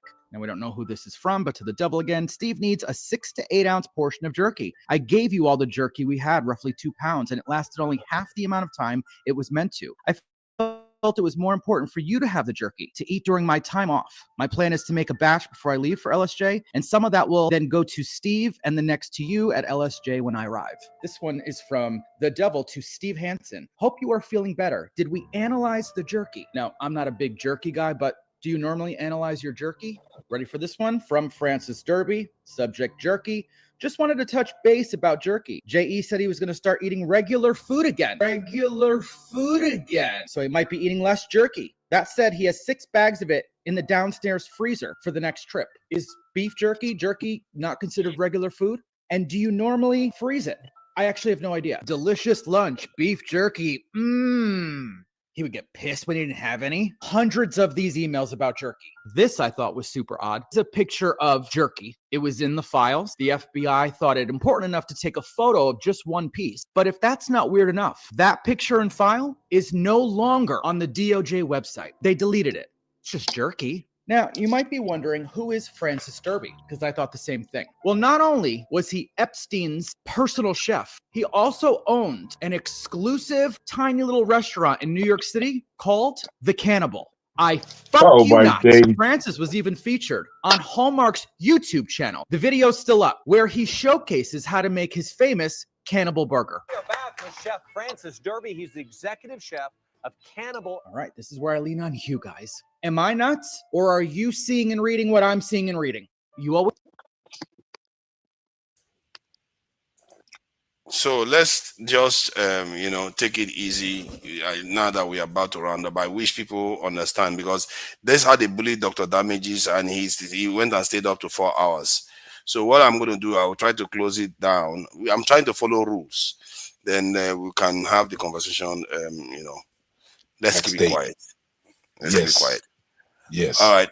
Let me thank all the people for coming. Ify, special guest of honor, thank you for coming in. I appreciate you. Ify. And look at that. She's shaking her head. That special guest of honor. Make we look nice, woman, Joe, instead of all these brute force faces across the place. Make we they look woman, Joe. Jim is a special panelist because he was ready to step in case my internet decided to knock me out. So, Jim, I appreciate you for being here.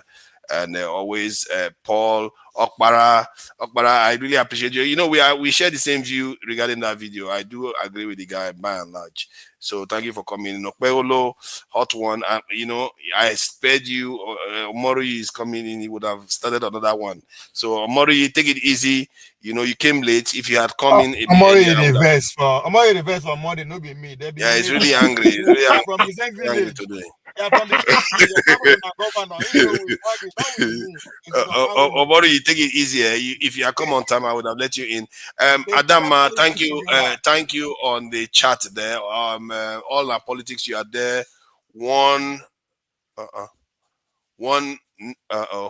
Okay, I don't know how to pronounce that name. That one, forget it. I lost that one.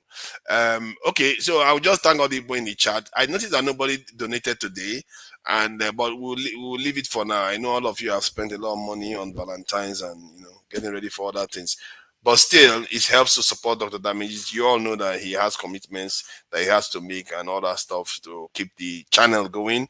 So it's the least we can do, just support the channel, because this world right now is not the world we think we knew. Even I am completely flabbergasted by some of the things that's come out in the last 3 weeks or so. It's just mind numbing. It's mind numbing. People are just like, they are caught forefather. What did you talk has to be said.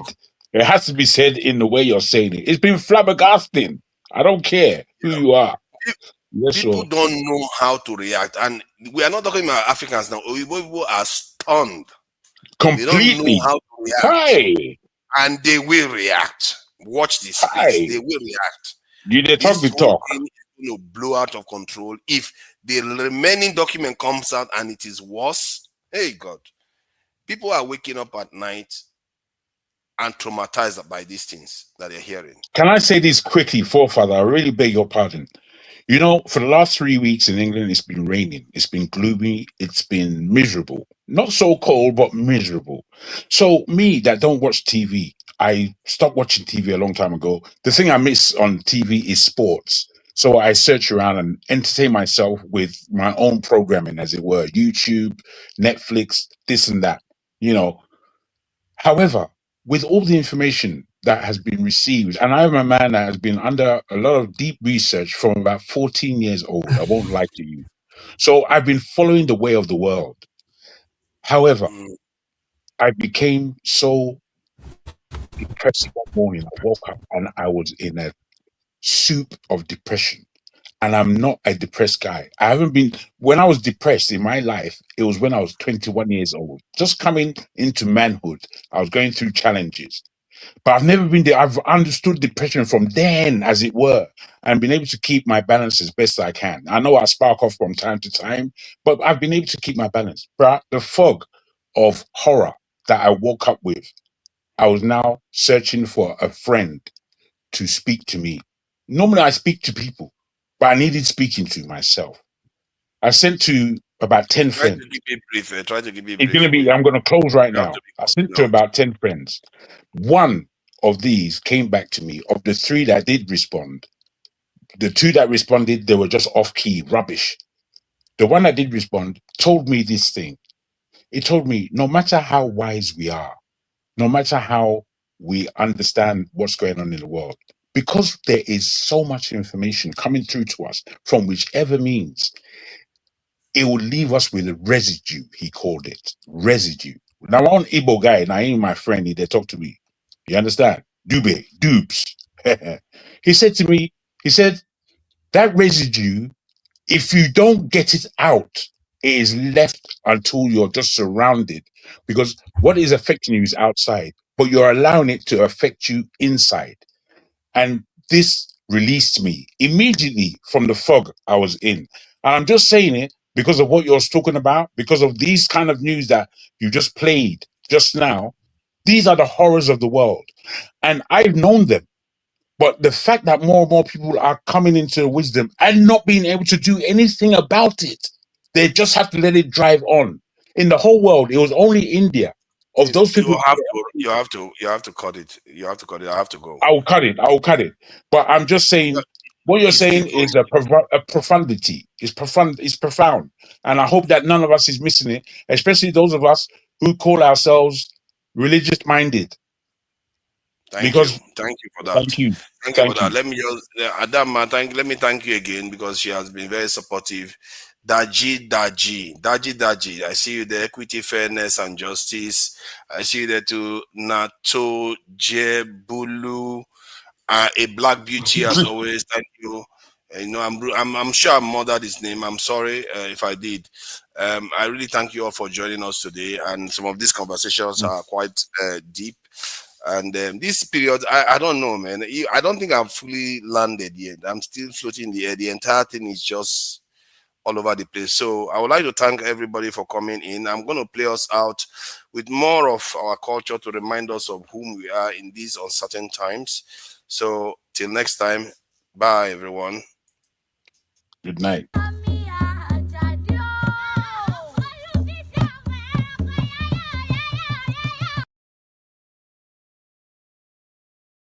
Before Father Attila.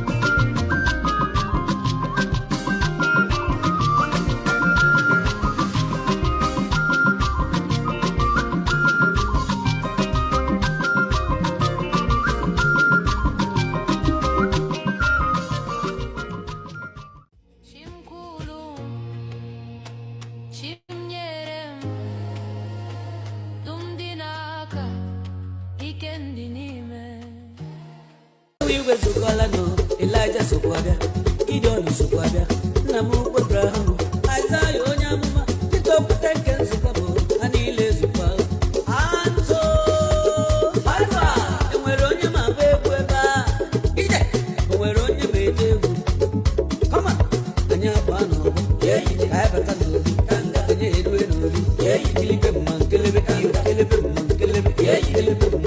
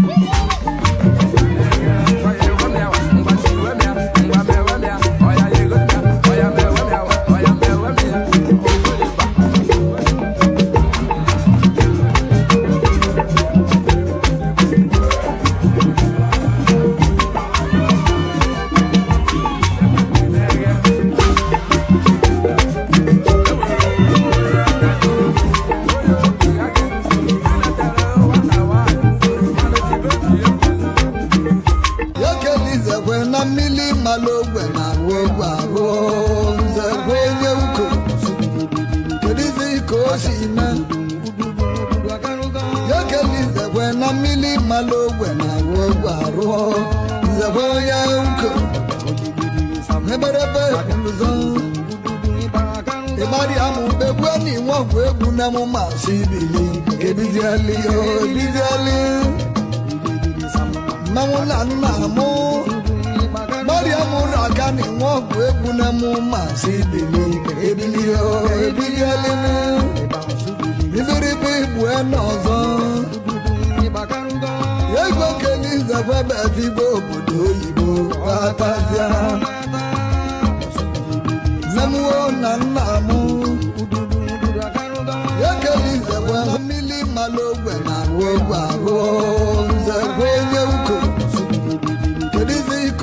na Yokelize when a mili malo when I go aro the boy uncle Neberebe Kuluzon Ebari amu bebu ni won gwe gun na mo ma si bili kebiziali o biziali